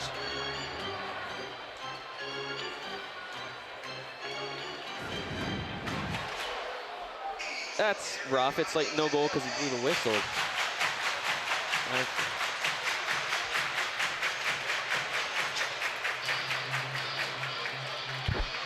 Zane Shart's still looking for his first goal of the year. Yeah, well, the linesman knows us one on that one.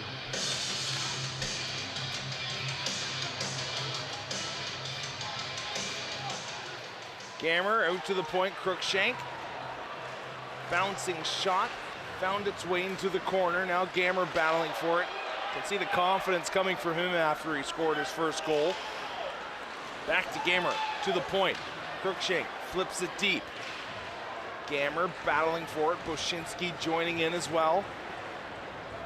Puck comes loose near boards. That's going to be Brandon Curtis out to the line. Flames able to keep it in.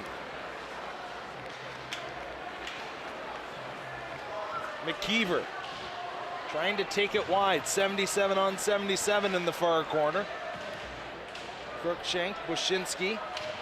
Boshinski playing a little center for the Flames in this night's contest. Last week he was on the wing being centered by Owen Harris. He actually scored a goal. I'm kind of surprised personally he's not back in the lineup for tonight's game because that line had some nice pop. See, that's the challenge with this year's Liberty Flames team. There's so many guys who bring so many different things to the table, who can add scoring, can play good defense, who do the little things, and so they are really deep, and that's why they can survive something like a number of suspensions that'll probably come for tomorrow. They'll still be at a fairly competitive team, and it's a real, it's a good problem to have for the Liberty Flames. They've got Cody Clark waiting to get into the lineup. Owen Harris as well.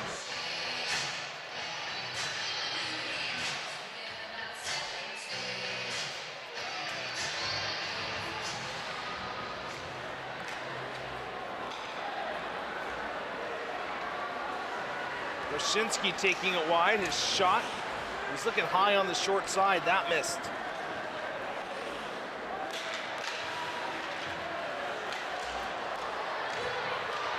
Steal, shot, rebound, comes out. Sharts a drive, stopped by Colgan. Cox trying to track the puck down, that is, not truck the pack down. And a broken stick on the play. It looks like the Flames perhaps will be going off for a slashing minor. believe the Flames will have the power play. Penalties to be called on Westchester.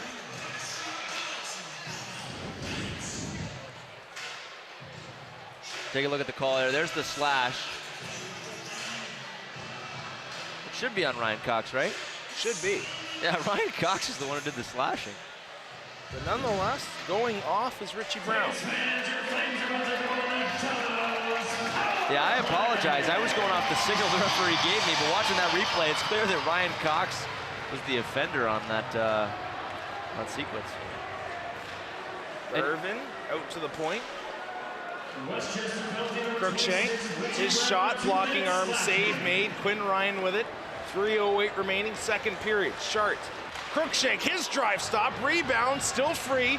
Cruikshank going in low, he activated from the near half wall. Kept the puck in play as Garvin now out to the line. Sharts walking across, Garvin in front, far side, Ryan in the circle, his shot stopped. McKeever laying a little extra body there on Ryan. Most teams know when you walk into the Lehigh Ice Center that number 19 is an offensively talented individual. Ryan, Sharts, his shot, blocked down. Puck still loose, Flames controlling it. Tyler Wingate took that shot in the hand. Cruikshank looking for options. Sharts, he's well guarded. Now Cruikshank, another blast, that hits a skate. Garvin cycles it up the boards. Cruikshank starts to walk across. He's opening up Sharts. Cross ice feed, and Ryan couldn't catch it behind his body.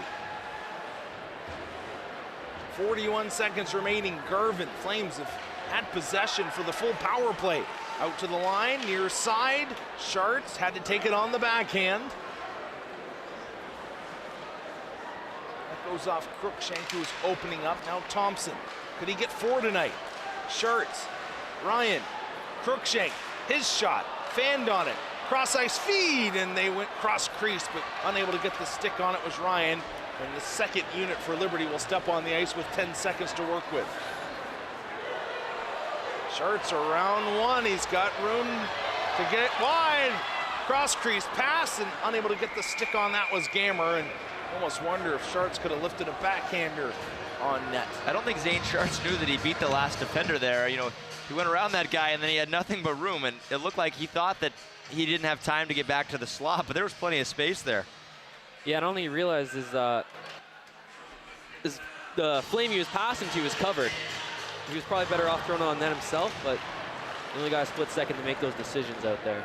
And make sure you stay with us here through the intermission. We've got another Game On feature for you about a former Liberty golfer, Andrew Turner, who won one of the biggest tournaments in his life recently. That sounds like a lovely story. Smith, do you golf? I attempt, yes. Bergen trying to play it up the wall, turned over, a shot up and over the goal. Gammer gets to it far boards. Hamilton, he's got speed. Can he beat the defender wide? Comes in, Bushinsky in front, but that was behind him. Gammer, deep, the cycle. Comes out to the point, Bergen unable to keep it in.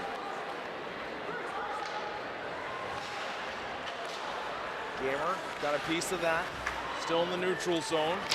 We'll send that in deep. Bushinsky will change with 24 seconds left here in the second period. That one gets by Sharts as well. Reynolds giving chase. Yawler there for the Golden Rams. Reynolds, cross ice pass. Sharts gets around one with 5 seconds left. Barima lays the body, Carlson as well, that comes out in front. The shot off a body, and that's gonna do it for the second period. The Liberty Flames leading 4-1. Quality second period for the red, white, and blue. We'll hear from the head coach, Kirk Handy, when we come back. He'll be standing by with the one and only Monica McKenzie.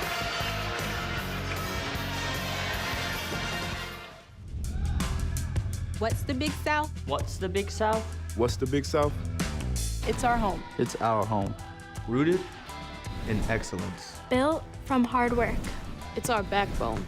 An undeniable will. Driven to surpass our potential. It's our heart. Unbreakable bonds. And our journey. Striving for more. Determined to lead. Day in and day out. This is the Big South. Where winners are made. The Hardee's Sausage and Egg Biscuit. Stop on over and get 2 of them for $2.50. 2 sausage and egg made from scratch biscuits for just $2.50. Amazing times we live in, folks. Amazing times. Now at Hardee's. The Hardee's Sausage and Egg Biscuit. Stop on over and get 2 of them for $2.50. 2 sausage and egg made from scratch biscuits for just $2.50. Amazing times we live in, folks. Amazing times. Now at Hardee's. Welcome back to the LaHaye Ice Center. The Liberty Flames leading 4-1. Cole Gammer with his first goal as a Liberty Flame. But let's send it down now to Monica McKenzie, who's standing by with Kirk Handy. Thanks, guys. All right, it took a while, but now the floodgates have opened. What started clicking offensively for the team? Well, I think we're throwing pucks to the net and going hard to the net, and I think good things happen when you do that. And it's been a few years since we've seen a Liberty hockey team with multiple players ready and willing to drop the gloves. Is this something we should expect to see, or was it a Midnight Mayhem special? Well, they had 6 guys out in the ice, but it just happens, right? It's part of hockey. It's not something scripted, it's just something that happens. So. And I asked you this last Midnight Mayhem game, how many coffees did you have leading up to this? I had a big one about 9 o'clock, a 20 ouncer, so I should be okay for the rest of the night. All right, thanks, Coach. Yeah, thanks, guys. Stay tuned. Coming up after the commercial break, we have more intermission coverage for you to enjoy.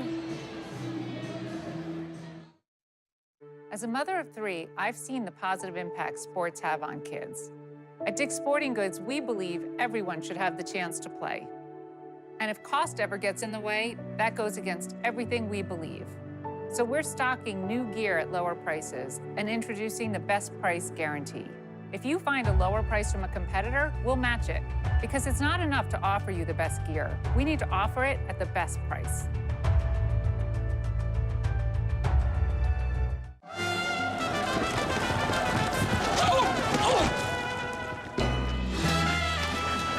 The running of the Bulldogs? Surprising. What's not surprising? How much money Aaliyah saved by switching to Geico.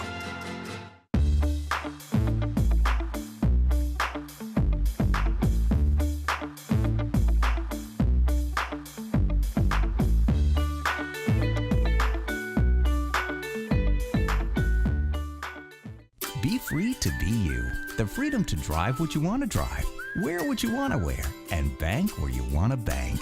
At Carter Bank and Trust, you'll find the freedom to bank the way you like. Personal service with a smile, face-to-face from people that know you. And with services like our no-fee debit card, lifetime free checking, and over 100 convenient locations, you're free to bank your way. Carter Bank and Trust, the freedom to be you.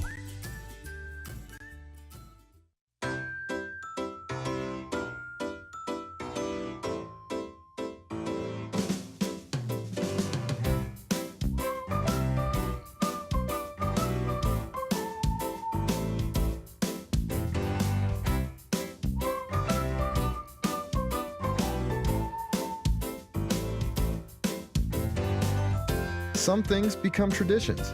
Thank you for making yours Foster Fuels. Welcome back to the LaHaye Ice Center. The Liberty Flames with a 4-1 lead. Cole Gammer scoring the 4th goal. Brock Thompson with the other 3. But we leave you right now with a game-on feature about Andrew Turner, a former Liberty Flames golfer who just recently won a big tournament as he takes life stroke by stroke out on the greens.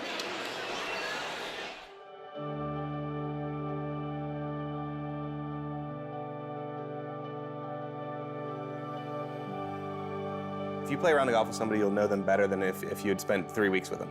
You see somebody handle adversity and their response to it. And you see somebody handle success and their response to it. And Andrew Turner has experienced plenty of both. Growing up in Lancaster, Pennsylvania, Andrew came upon his love of sports at an early age. I'm not good at music, not good at art. Athletics has always been kind of my thing, and when I was younger, I really thought I could play something in college. That something was golf, and the college would be Liberty University. His game on the course would grow during his years at LU, but it was the mental aspect where Andrew would learn the most about the game and himself. Golf's so fickle. You have good days and you have bad days. It's not like, somebody who runs a fast 100-meter dash isn't just going to go out and run a slow one.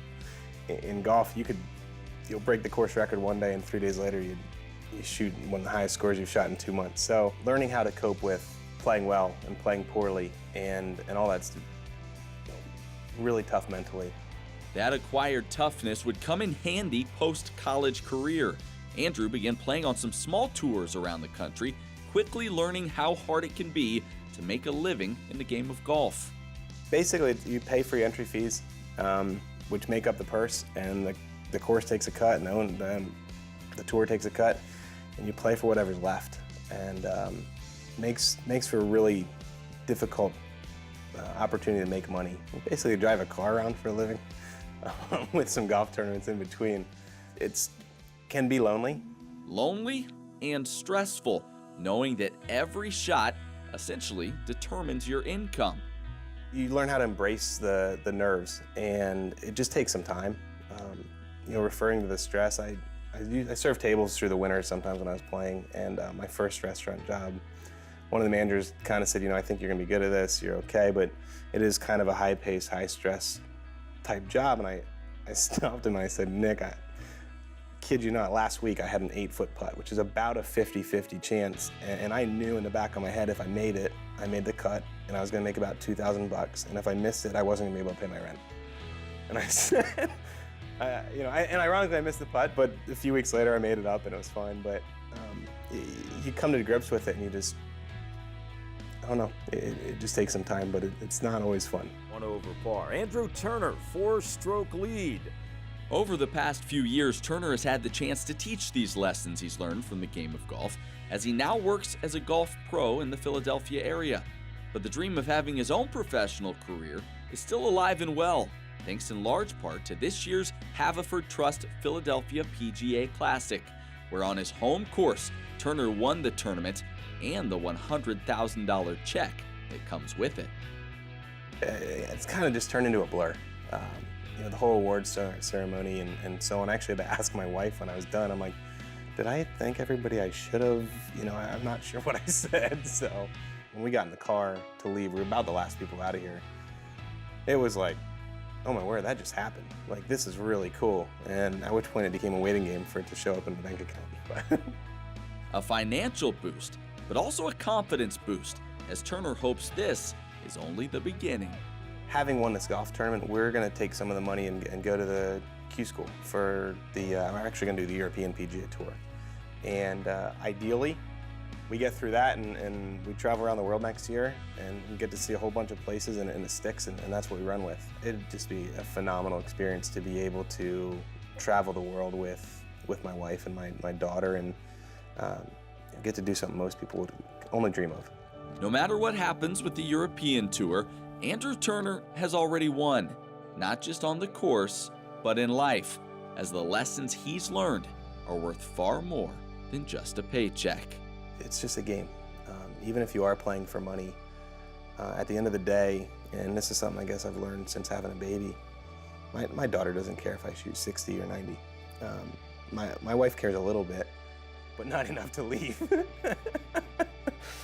Whereas internally, I sometimes as a professional golfer, and I know other guys have this issue too, you almost put your identity in your golf score. And I've kind of learned that my identity is not in my golf score. It's not who I am. That's probably the biggest thing I've learned is who I am is not what I do.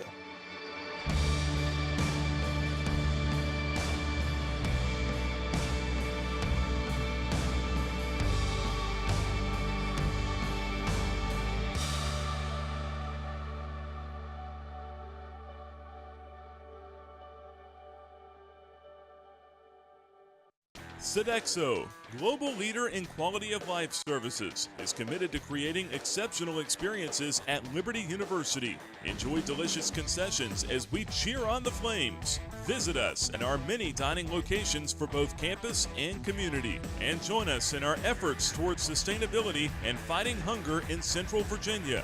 Sodexo is changing the face of college dining. For more information, visit libertydining.com. You got me falling hard, sweet baby.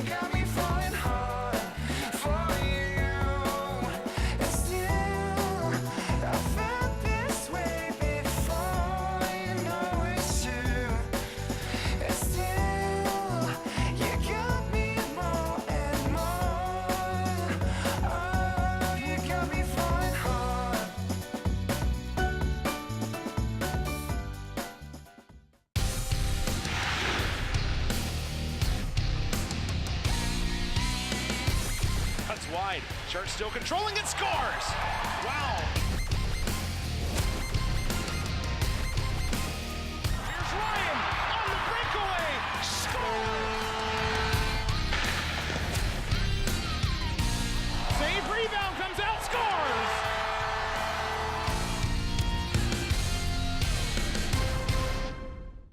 As Liberty University athletics continue to climb to new heights, Game On is your weekly source for all things Flames. We bring you inspirational stories of faith from this Division I program, as well as all the news and highlights that you crave. Game On is covering the world's largest evangelical university like no one else. So join us each week to see what's happening around Flames Nation. Get in the game and watch Game On.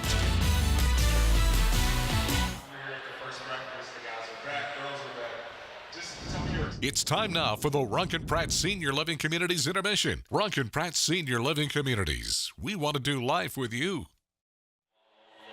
Hey, we welcome you back to the LIC. We're just happy to be here with you in the wee hours of the morning. 4-1 the score. Brock Thompson with a hat trick in the second period.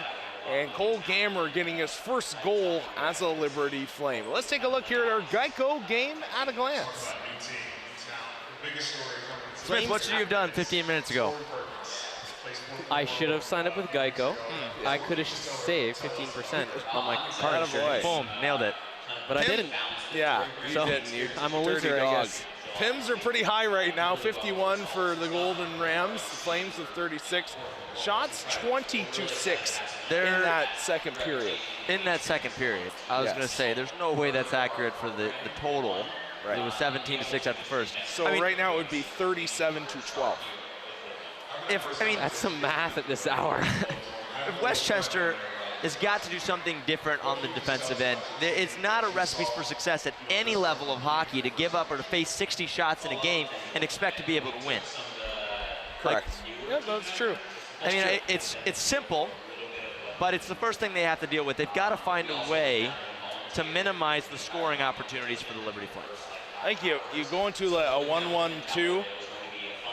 Sorry, a high 1-2-2. There's the early mornings getting me. A high 1-2-2.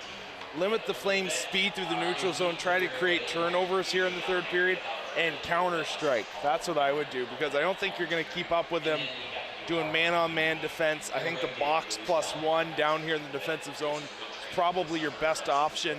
But in order to create offensive chances for you, I think you need to make it happen in the neutral zone. I mean, the forecheck has been absolutely absent tonight. Aggressive, passive, nothing. It has basically been Westchester allowing the Flames to set up in the offensive zone and trying to go from there. And it's just, it's not working out. And then it doesn't really make too much sense to me for why they would stick with it. Yeah, well, and I noticed too, in the neutral zone, it looks like they're kind of doing like a 1-3-1, which is like a trap type system to slow down the Flames, but they're coming in fast, so they have to back up as the Flames are coming in fast. And I'm just kind of slowly and more getting convinced it might also be just a personnel type issue. I mean, you got to have skilled skaters to skate with the Flames, and I mean, like, they got a lot of guys that was like can't quite keep up with this pace of game too. So, and I think size has a lot to do with it. I mean, Liberty's a much bigger team, right? And so, Liberty has kind of been able to force their way into any area of the ice that they, desire to be in, right? In front of the net most of the time. That's where we've seen most of the goals come from. And, Westchester has got to find a way to toughen up and be a little more territorial when it comes to those quality scoring areas. Cole Burax stepping out onto the ice, dragon helmet and all. Gotta love dragons.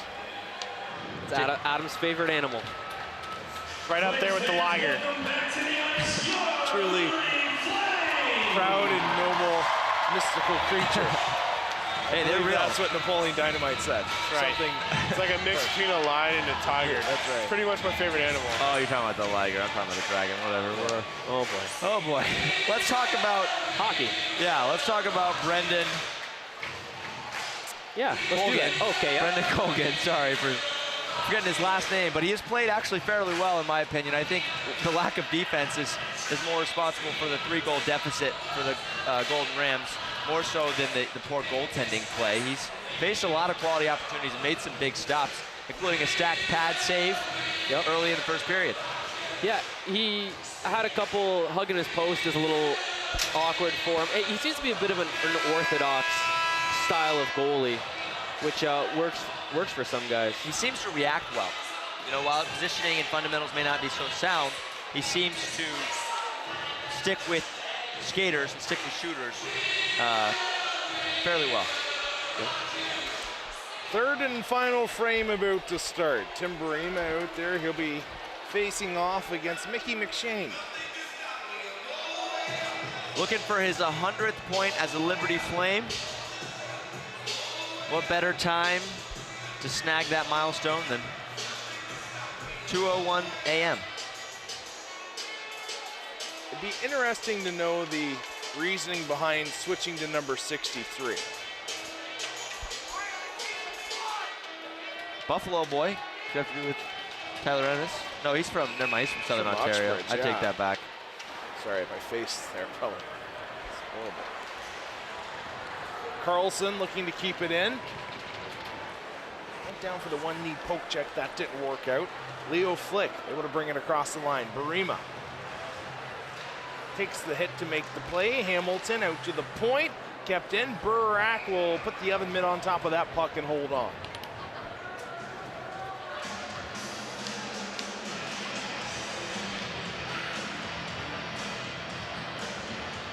Former Liberty captain Ben Hughes getting his first win as the Division II men's head coach. His father in town as well, catching up on some of the Flames action. He's actually been here, I believe, for all 3 Liberty games today. He's just a Liberty hockey fan. Puck down deep in the corner, set in front, and that one up and over the goal. Nice job by Burak in the butterfly, pushing strong to his right and not giving that top shelf much room. It would have to have been a pretty solid shot there by Brandon Curtis to find the back of the net. Here comes Westchester once again. It goes in deep. Burak playing it around near boards. Thompson able to get to it. To Ryan, dropping it off. Shart's unable to get there. Crookshank, board bank. Quinn Ryan chipping it in.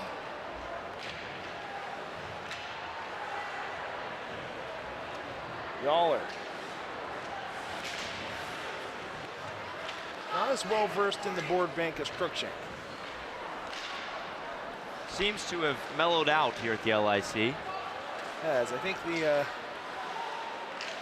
fans starting to get a little bit sleepy. I'm sure most kids stay up till 1:30, now 2 o'clock. It's getting a little late. Cox, far boards, takes a bump. Another Flames goal, though, could wake this crowd up as Colt Steele comes in on the forecheck. That's high off the glass and out.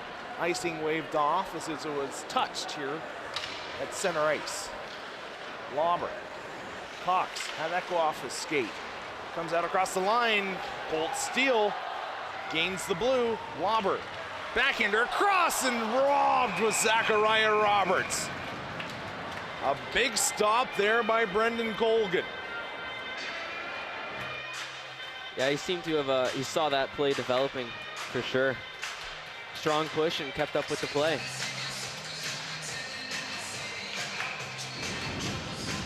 Take a look at it here. 3-on-2 opportunity of the Flames. Colt Steele puts it right on the tape for Chaden Lauber, who gets it right to Roberts, and Roberts slides to the backhand, but unable to finish. Colgan with the big stop. And Roberts is all alone in front there, too. Colgan's made some big saves in all alone. Yep. Puck's coming back out into the Flames zone. Shart's able to get to it. The fans woke up a little bit there as a big hit came from a Flame. Shart's across the blue line. His shot, toe save made, rebound sitting there, backhand try just went wide. Oshinsky would like to get his first this morning as well.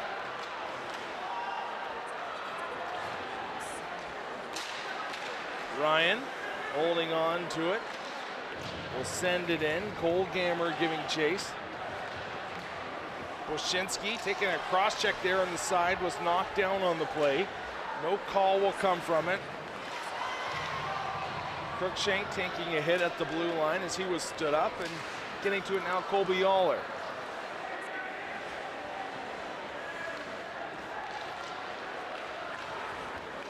Blowing a tire was Carlson. This will go down all the way for icing.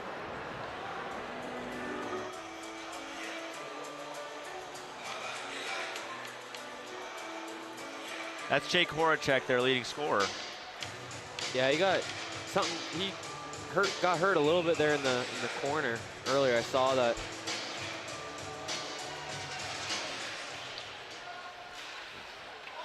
Carlson with a big hit in the flame zone, knocking down Andy Skipper. Be interesting to see tomorrow if Westchester is able to ice a complete team. Because if you look at it right now, they've got, I believe, 9 guys on the bench, 5 on the ice. That's 14. They lost 3. That'd be 17. 2 goaltenders. That's a total of 19, which is not a complete roster. So, leads me to believe they don't have any healthy sitting in the stands. Crookshank. Brema out top. Bergen shot. Rebound sitting there, and Colgan able to get it to it.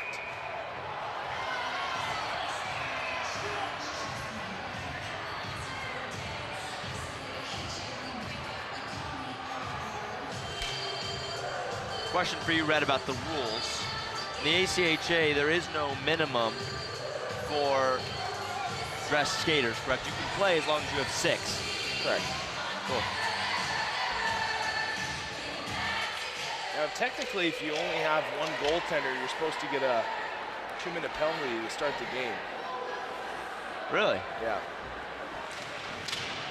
I got another question for you, Rhett. Please. What if I fell asleep right here on this desk?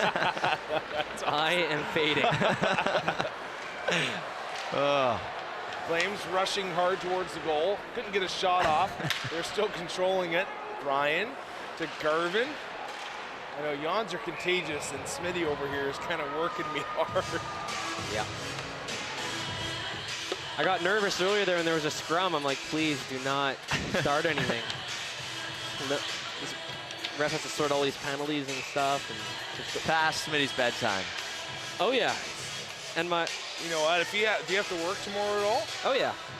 Where are you headed? Coming to Woodbine, Virginia. Woodbine. So if you get down that crawl space and it's dark, you could just catch a couple Zeds while you're down there. Yes. Zeds. Yeah, and yep. you'd be all right. It is a crawl space, and it is 2 hours away. Garvin, nifty move, the backhander. Oh, he just missed. I thought that slid underneath the pad of Colgan for sure. Are you going to be able to make it back in time for call time at 5 o'clock tomorrow? Oh, for the next game tomorrow? Oh, yeah. Yeah, I will hibernate until then. I'm just going to keep chatting you up here. Thank you. Yeah, I need that. Hey, if there's anything good, and I know I'm testing our friendship here, but I know your wife, Kim, says you get ugly when you get tired, but you're looking pretty good right now. Yeah. Just saying, you're still looking sharp. Thank you. Flames again, a shot. That's going to be stopped by Colgan. Yeah, I get the bags going under the eyes. And she actually texted at 1:23. She was tuned in. Not a girl. Oh, well, how about that? She said we sounded a bit like a gong show. Oh, thanks. Nice. Lobber shot. That's going to be stopped by Colgan with the crest. Wow. But she must have caught us at a bad time. Okay, I was going to say, encouraging probably words. A commercial break or something. Okay, and probably. she's like judging us on that. She thought you were doing the commercial live. Or it was probably Monica or something that was on. Take a look at this. Yeah, that's a good idea. Play that just developed. Caden Lobber walks right into the slot, takes another shot. Again, just the Westchester defense totally willing to back all the way into the zone and let Lobber unload. Nice save by Colgan, but no change in the defensive zone for the Golden Rams. Bergen getting to it. His outlet pass off a stick of Westchester. No icing will be called. Turned over. Oh, Colt Steele is open in the high slot, but the pass wasn't attempted. Cox with a hit. Steele, his drive. Bounces its way to the near boards. Zane Schartz playing it deep. Cox taking another hit. Colt Steele able to get to it. They got a man in front. Roberts scores.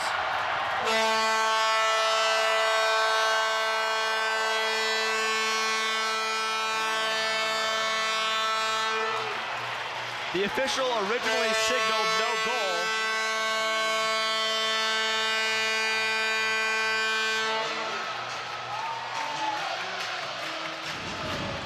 We'll take a look at it here.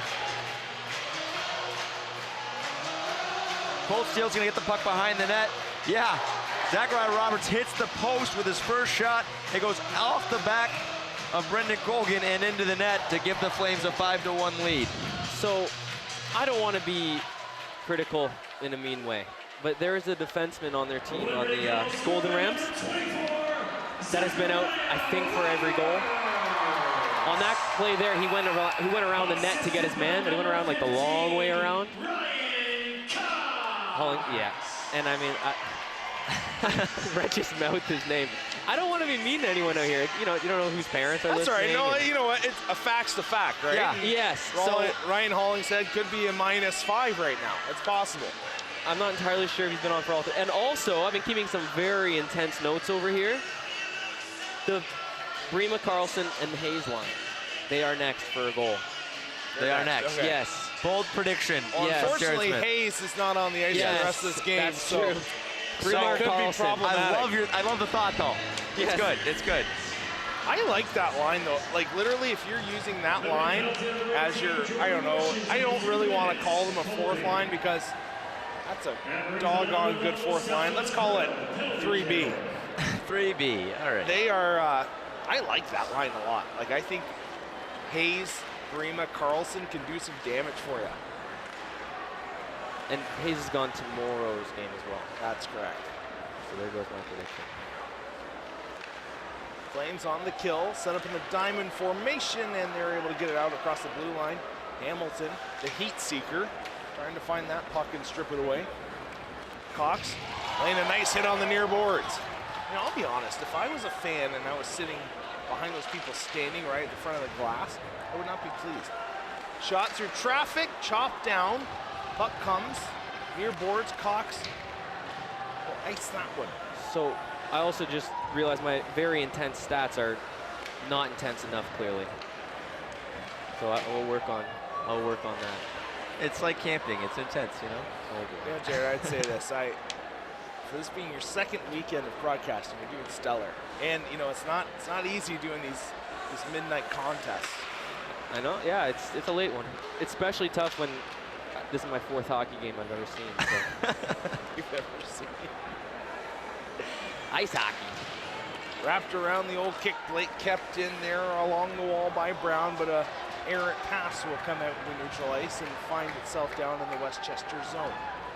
22 seconds remaining in the minor penalty to Bashinsky, his second minor of the night. Carlson almost able to strip the defender and go away to the races, and now Reynolds working for it along the boards. Reynolds tried to cut into the middle, wasn't able to. Colby Yawler controlling the puck. Gets around one.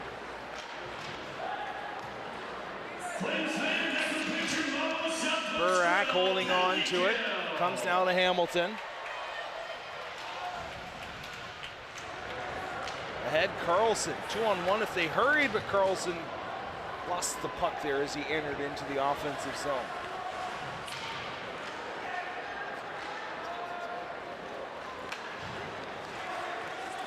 Bergen laying the body near boards. Crookshank able to get to it.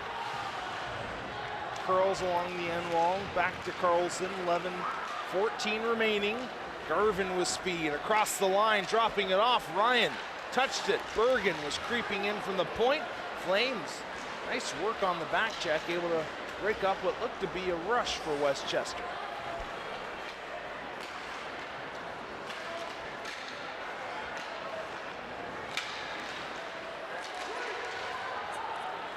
Garvin, near side. Thompson able to get to it. Playing it down deep in the zone. Doing a nice job pivoting away from defenders along the wall, creating space.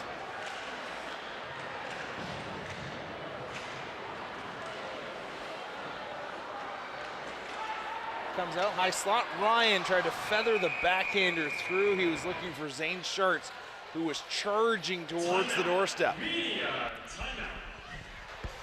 This media timeout has been brought to you by Zaxby's.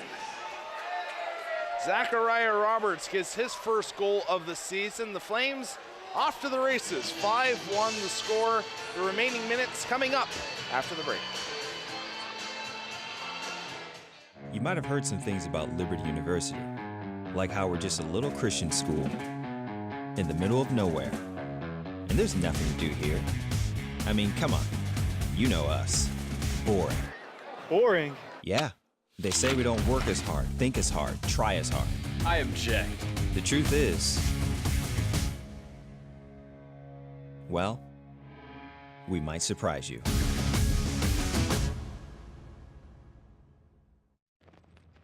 We the people. We are innovators, dreamers, leaders. Yeah, we feel pain. We get tired, but it won't stop us. God's call is our pursuit, and we will champion His name.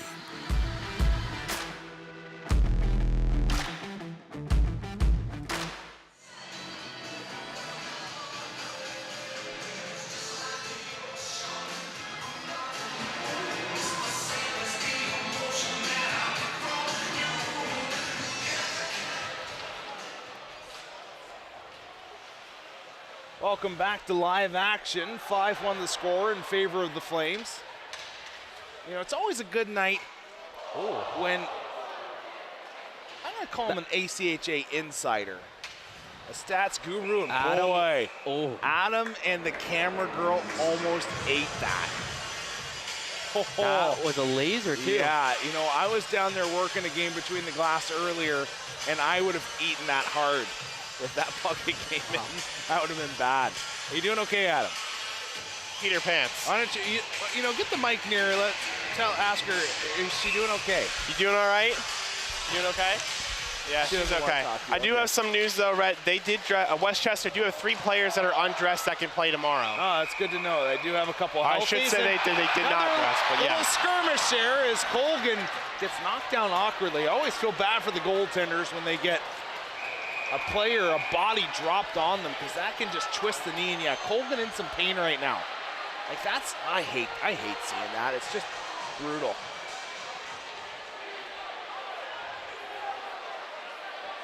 Flames have been going hard to the net though all night. He's been dealing with a lot of traffic right on top of him. Yeah, we got Swanee coming out right now, trainer for the Flames, to check out on Colgan, make sure he's okay. You know, you're just tendies, you get in the butterfly, you got your hips flared, you know, your knees are spread out as well, and you get a body laying on you, just twist you the right way. And you know, I don't believe that's the case right now. Is if it blew an MCL or PCL or whatever, LCL, he'd be screaming murder right now. He seems to be okay, but still can tweak a hip, you can get a flexor. It's not fun, and I'm glad to see him all right, but you can tell definitely he's feeling it a little bit. Well, I give Swanee credit, just like a gazelle.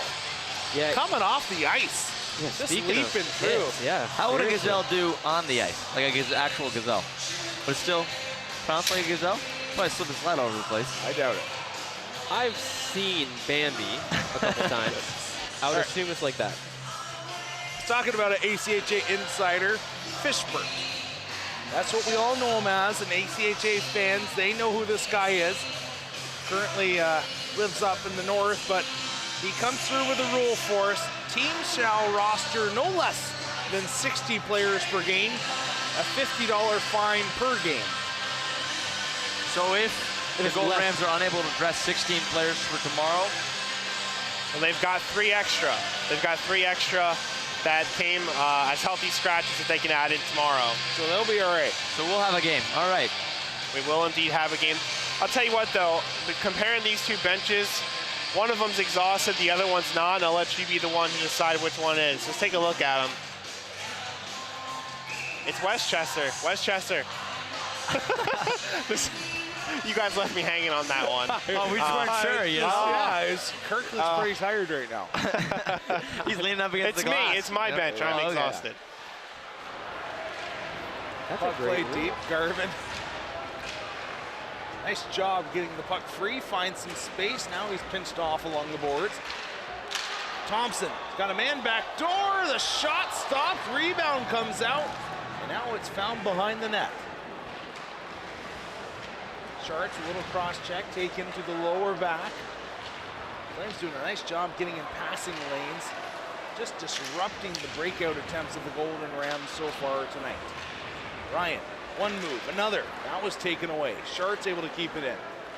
Top of the circle, cuts to the middle. Shards had it taken off his stick, and you can tell he wants a goal here tonight. Just chomping at the bit for the first one. Thompson, can he get 4? Holding on, pass in front, back door, and lifting that one into the rafters. He was going for the field goal, was Quinn Ryan. Yeah, that's tough. You got it. He knows he has to lift the puck, but he did not know the puck was going to be on end the way it was.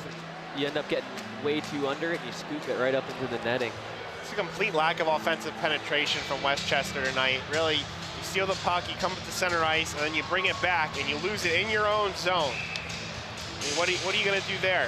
You've got to create something at this point. It's 5-1. You've got 9 minutes left. Send your healthy bodies out there and just keep pushing. Puck goes in deep. Derek Samedi after it. He's a Westchester native. Rolling a tire, taking a hit behind the bench was Barima. He's slow to get up. Burak stopping that puck. Playing it. Lauber tried to reverse it along the boards. Westchester had it momentarily. Nice touch passing going on here by the Flames. Barima, can he poke it by? No, he can't. Standing him up at center ice. That was Derek Samedi.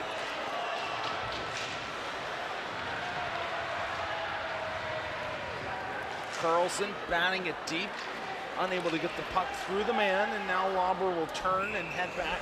Icing will be called with 8:10 remaining in the third.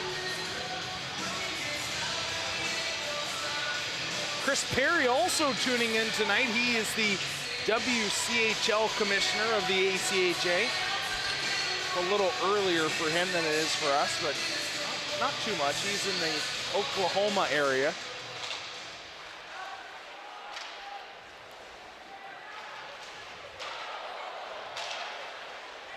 Puck along the board, Steele looking for it. Cox will send it down low. Sharks pinching in from the point, that is. Will just chip it back deep.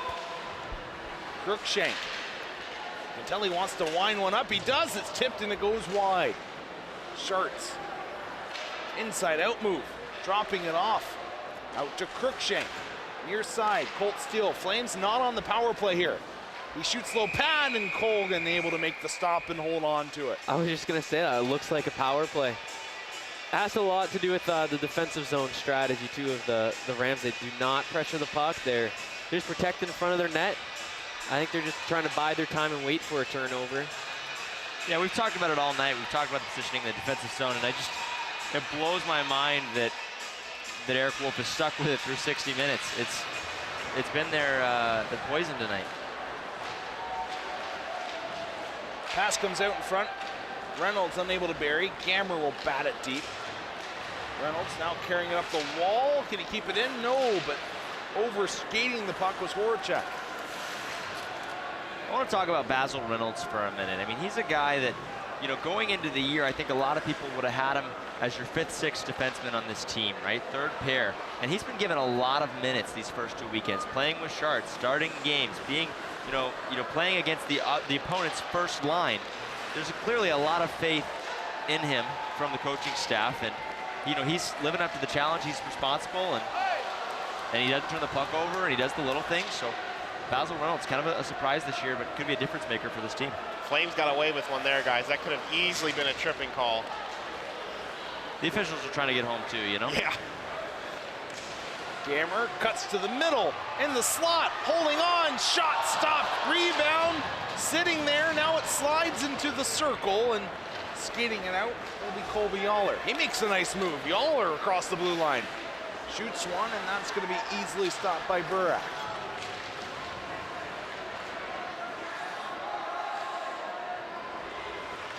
It's along the boards, coming out now across the line. Wyshynski will be going off. Flames. Gammer now jumping off the ice, stepping on. Flames top unit, Ryan, Thompson, Grant Garvin out there as well. Ryan, so much speed. Gets by 2 Golden Rams. Can he do another? got a deep pass in front. The shot stopped, rebound, stopped again. Brendan Colgan, some nice stops. Thompson comes out top. Sharts slowly walks across. Boy, 4 white sweaters high. Another shot, that's redirected wide. Ryan Sharts. Just a shooting gallery out there right now for Sharts as he's letting everything go towards the net. Thompson almost bumped off the puck. Now he dives towards it. 5:12 remaining. Thompson taking a bit of a late hit towards the back.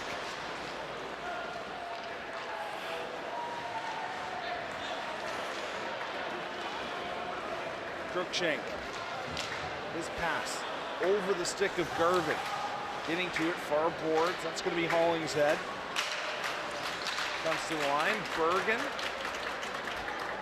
Bouncing puck's going to be calmed down by Cruikshank behind his own goal. The 1-2-2 is being ran by the Golden Rams. Flames able to break through that time. Carlson to center ice. Dumps it in. It hits a body and comes back into the neutral zone. I got to give you some credit, Rhett. You called for the 1-2-2 earlier in the broadcast. Here comes Cox. Shot, scores!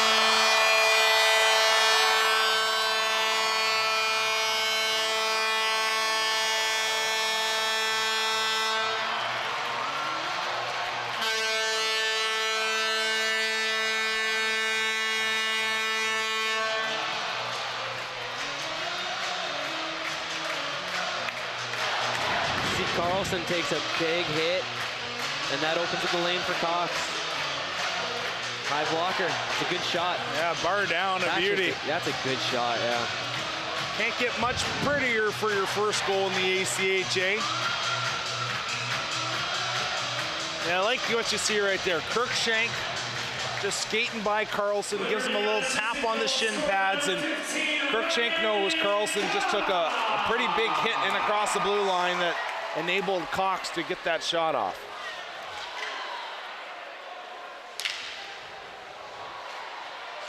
Jamming away outside the goal, the Flames once again. Hamilton out top. Cruikshank, he's got a man wide open, didn't feed it to him. Now Bergen a drive, that stopped, rebound comes out and dummied in from behind. That's gonna be the captain, Hamilton. He gets a cross check to the lower back. That came from Jake Horacek. I don't believe we're going to get a power play out of this, though. Just a whistle because Hamilton was lodged in the goal. Glad to see Carlson seems to be just fine after a hit like that. Takes a lot to stand up a big boy like Sam Carlson. That was a big hit. And the thing is as the Rams, like when you're the last man back and you're going to throw a hit like that, that's where it's risky. And you need to know that you need to have guys covering for you if you're going to step up like that.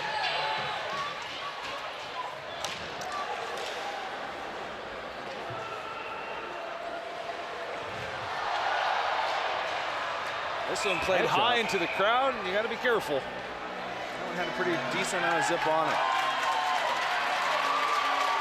But yeah, Fitzy, I like what you were saying about Reynolds earlier. What happens is you're just a good, reliable guy, and the coaches know exactly what's going to happen when they put him on the ice. And it gives a little leeway for Sharks to step up more offensively too, that pairing, which is good.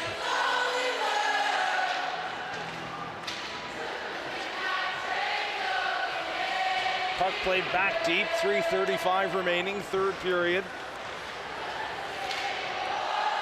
Squeaks out into the neutral zone. Reynolds able to pick it up.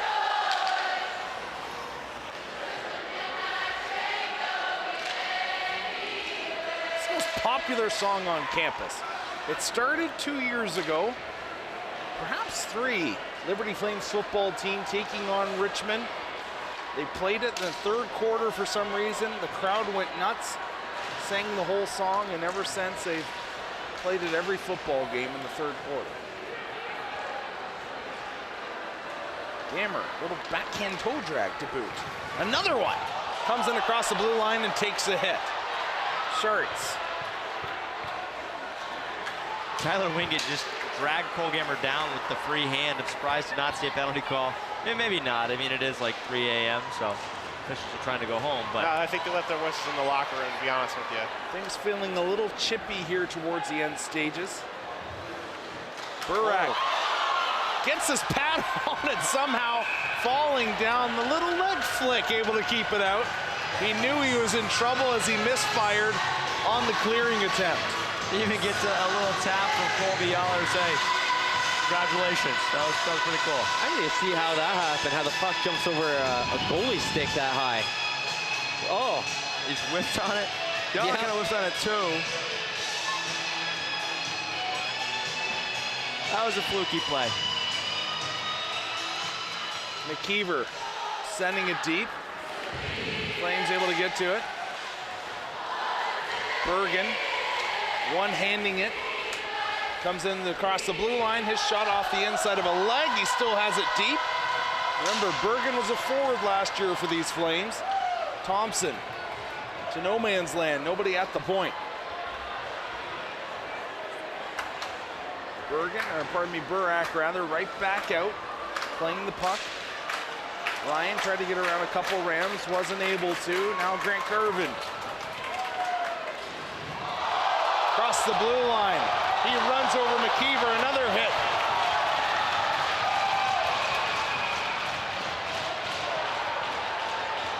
Cross-checking will be called. It's gonna go against Westchester. Yeah, Grant Garvin was not happy about getting hit, but I mean, I don't know what else you're supposed to do as a Ram when you got that guy bearing down on you. Never mind, it's gonna be Grant Garvin. Yeah, he got hit, he didn't like it, so he cross-checked the guy who hit him. Wow. That's a rough call right there. A lot of missed calls here in the third period, and then you come back with that one. I'm not too sure about that. It's not the one I'd hang my hat on. Yeah, the refs love getting all the retaliation type penalties. I don't know, they just seem to like that. A lot of shots on Brandon Colgan tonight as he was on one knee moments ago, and now a few more shots coming the way of Cole Burak. He did get hit high. You see his face mask get pushed up, and he's 6'5", so that's pretty high. That's a long way up. 2 minutes cross-check. Arizona Southwest Grill penalty kill. Cox taking off the puck. Horacek dropping it off. Now it comes back to him. Still a lot of Flames fans here. Flipped in on goal. Burak will catch that one with the glove and have another whistle here with 1:08 remaining. Flames leading 6-1.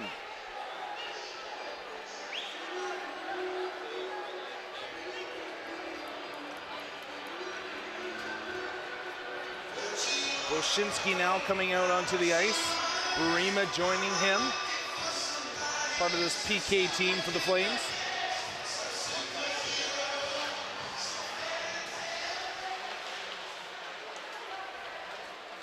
That comes deep out in front. Off a skate. Oh, almost tucking it into his own goal. It was Lauber. Now he has it again and will clear. Couple of hairy moments there for Liberty. Horacek and Lauber exchanging some shoves behind the play. I don't think that's a battle that Horacek really wants. Uphill climb.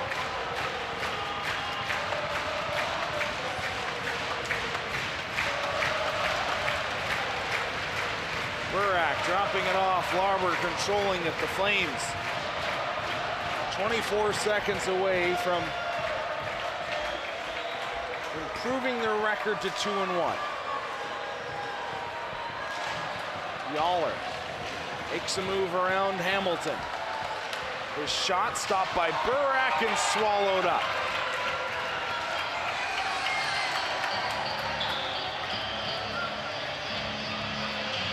Seven seconds.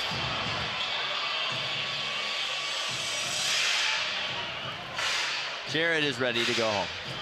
I understand. Wasn't cut out for the midnight games, I guess. You'll be okay. You're doing all right.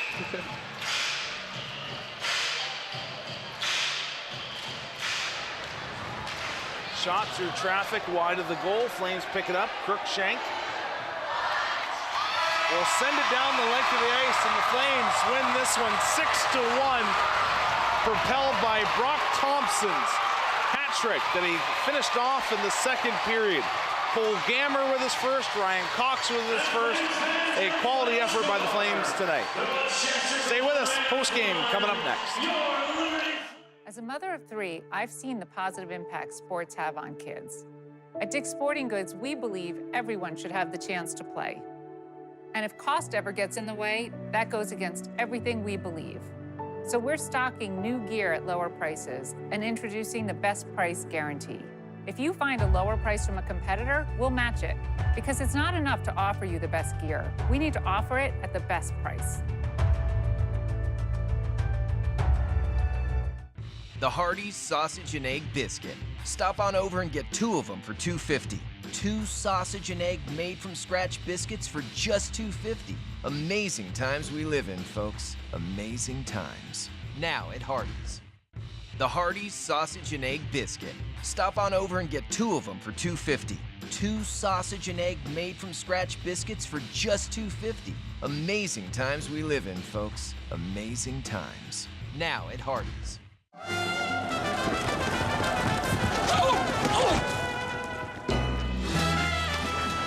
The running of the Bull Dogs? Surprising. What's not surprising? How much money Aaliyah saved by switching to Geico.